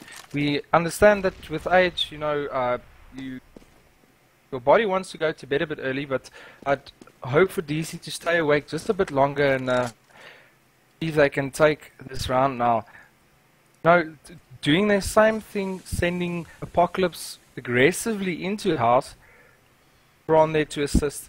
But DC, running up middle, looking at every nook and cranny, finding no Ian players round after round. They haven't really devised a strat to go and dig them up in the defensive positions. So, DC just picking the front off again, but they're taking too much damage. They're exposing themselves a bit too much. And deciding there just to recoup a bit, just wait and see where they can get picks. But they won't find any Ian players there in the arch side. Rather they'll find Sunny there, and Haaland gets a crucial pick there on Sunny. But great support there from Golds. 3 headshots there from the DC team. Golds just clutching it up. And Kran manages to get goals and forces the rotate from the two Ian players. Elusive, great shot there on Style. And Kran a bit low. Gets flashed out, but they do know he's there and gets picked off by Elusive. Great player by the pair, Zero Chance and Elusive. They're holding their sights and they're rotating very effectively. And in that round, they tied up the game to 13-all, forcing the DC side to do well, not a half buy. It seems like the last play just bought a bit late. And yeah, it's definitely one thing now. We have got a final. We have got a final right now, so I need some intensity from you, to be honest, dude. I really can't have a boring cast. We need to really rock this up now. Here, watching Ian trying to defend the side here. DC moving into the B side. The shots go off from Elusive. Unfortunately, I'm flashed as well, and Zero Chance goes down on Kran, and Style picks off goals. Wonderful shot there by Zero Chance, just showing, the way they defend the B side there wonderfully. And DC gets picked off there on a buy round. They're gonna be forced to save. Ian is playing the eco game and they're winning it. Wonderful play there by the players defending the B side. Well, that's take my hat off for Zero Chance and Elusive. Over to you, Nate. Yeah, very interesting accent that you bring into this cast now, but okay, yeah, awesome, man. So, guys, it looks like, you know, Energy here, 14-13, pretty much right on the ball of taking this final and really putting DC in a bit of, how do I say, like, disbelief, really. Just looking at it, at the moment here, we've got another second mid positioning here from the DC side. Ian again locking it down very well and causing a little bit of issues here for the DC team. Goals moving back there. As we can see, everyone has got guns. It's a full buy round from both sides. However, DC are struggling a little bit because of the fact that they've got Galils. They're going to have to use those Galils really well in order for them to take this round. So now a full-on stalemate sitting in this A-side position at the moment between these two. And, well, let's just wait and see what happens in the next few seconds. 52 seconds on the clock here. DC under pressure as they need to get this bomb down. Applying pressure from the Ian side here. Very good play here from TC as he knocks down two. Comes in with a third and gets taken out there by APOC. But the damage has been done and DC are in trouble. We are most likely witnessing a EN win here, which is going to shake the CS side of things. Well, the CS community in South Africa, really. Showing to everyone it's possible that everyone can compete at this level, really. Amazing play there from Ian, and let's see how they take the following round. Yeah, I'd like to see this. You know, it seems like DC is giving Ian a nice Valentine's Day gift for the Valentine's Cup here. And DC in a bit of a problem here. Their strat's not paying off. Options are limited. They're getting picked off middle. They're getting picked off in the B side. But still, good team. They can come back from this. They've been in these situations before. Moving up B now. And we see the bomb with support moving up into the B side with two players rotating slowly but surely. And the Elusive gets the pick off on Kron. Explicit taking the important crossfire down on Elusive. TC goes down from Apocalypse, but Zero Chance still alive. Forcing the bomb to fall back, but they do have the support player in Apocalypse waiting in the A side now. All the EM players have rotated to the B side. They are so out of position. They have to get back quickly. Luckily, 3 of them left. They have a lot of time to fall back. Apocalypse very low, but he's in a great position. You know, you can take out the bomb diffuser there. You just need your teammate for backup. And oh, Spray Fest going off Explicit, losing a lot of HP, but takes out Sonny, you know, in the process. And slowly coming in, Goals just scanning the perimeter. Can't find any players. Apocalypse and Explicit, very defensive. And the pick goes off from Apocalypse on Zero Chance. And Goals bots him there, but there's no time left, and the bomb will go off. Wonderful play there by the DC team. And we heading into a final round. Can DC tie it up? What do you think? Well, just thinking at it now, sure, this is going to be quite crazy. So let's just quickly have a look at the finances here at the moment. So we can see that the DC guys have guns in hand now. They've still got a couple of Galils, so they're not out of the dark just as of yet. But now let's see if Ian can crack it down. DC now kind of playing their strategy on the second mid here with the bomb. 2 guys on the B. And, well, we're going to wait a couple of seconds to see how it all kind of pans out here. So, slow play here from the DC players. They obviously want to try and get their picks. It's really more so what they're trying to do. You know, they're not trying to play too aggressive or too defensive. They're taking it slowly, waiting for the right moment to take the pick and breach the site and get the bomb down. It is crucial for them to try and play for this draw at the moment. So, here we go, aggressive. Well, not an aggressive play from APOC there, but there we go. Goals getting the first pick. Sauna getting himself another one. He's opening himself up here with the AWP. He needs to act quick. He does not act quick enough as Explicit takes him out here. And now the 2 guys from the DC team is moving in towards that B-side area. Let's quickly have a look here. Explicit now going in point. And he's got one member from the Ian team to contend with. Slowly but surely, this is looking pretty damn interesting right now. As we see, kind of like a lockdown situation. Hellhound in the B side. Elusive very... Oh, there we go. Goal's getting a kill there on Explicit. So it's, oh, this could be problematic for DC as Explicit almost takes out Hellhound. But now Explicit has got his back. He's going to try and defend off. And Elusive takes the one kill. It's only Hellhound left. And Ian are pretty much on the breach or on the brink of taking this final. And they do! Ian walk away victorious 2-1 and win the Valentine's Day Cup. Guys, I'm sorry. It's done. It's said. Things are changing in the South African community for CSGO. And you guys need to realize that. Here we go. We've seen it. The Ian team this evening changed their strats up in the in Inferno. And it completely took DC by surprise. And that's what made them, you know, kind of walk away. They're victorious, winning the final. I mean, what's your take on that, zdrag? Well, it's absolutely wonderful play there by Ian, coming back like that, and, you know, settling in as, you know, a team that has to be contended with. DC realizes that Ian is a team that plays serious CS now. While we saw a bit of, you know, rust from players like Hellhound, we also saw players like Apocalypse and Style just playing wonderfully. So no excuses there. Wonderful play by Ian.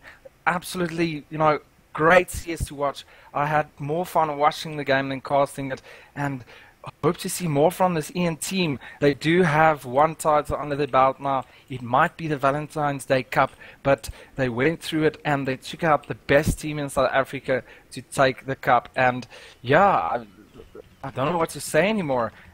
Really impressed with Ian there.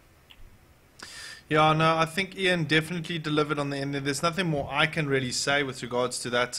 Ian, Juno just coming to the party there on the end. They really took DC by surprise. A very good game there from the damage control team, but just unfortunate on Inferno.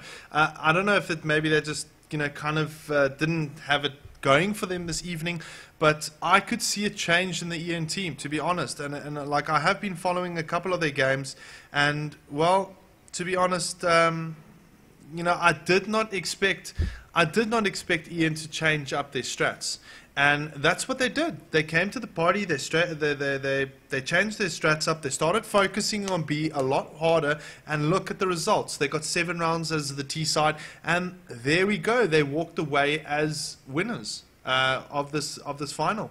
I mean, you know, they probably don't get compensated much or anything for it, but it's good for morale, and it is also a proving fact to say that, listen here, DC are on form at the moment, but they can be beaten by any team.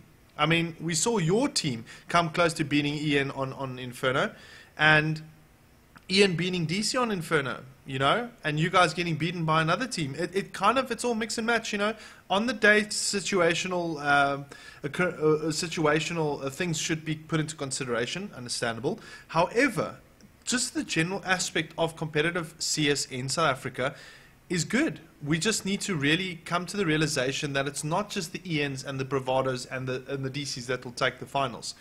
As we can see right now, Ian now one of the top teams, of course. Everyone kind of put their money down right in the beginning, saying, listen, yeah, damage control is going to take this 2-0. And it's true, a lot of people did say that.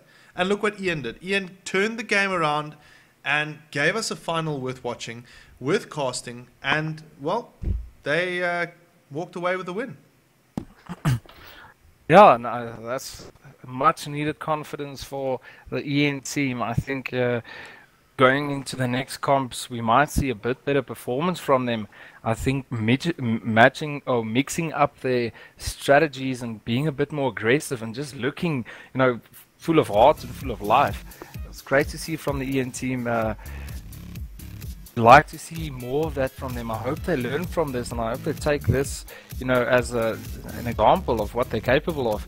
And as you said, you know, anything is possible in this community. My team almost came close to beating Energy, who just beat damage control. I mean, wonderful play there. And we have emerging teams like you know, IM and Liberty. Might even see them moving up the ranks. Just, you know, making CS so exciting to watch for us, for the viewers on the stream tonight. Yeah, no, for sure. Well, anyway, guys, just quickly letting you guys know, I'm going to be casting the third place match tomorrow evening between Defect and Saints. If you guys are keen to tune in, that'll also be at 8 o'clock. So, yeah, and then this weekend I'll be casting on Sunday. It will be Pixel Massacre versus Nav Gaming.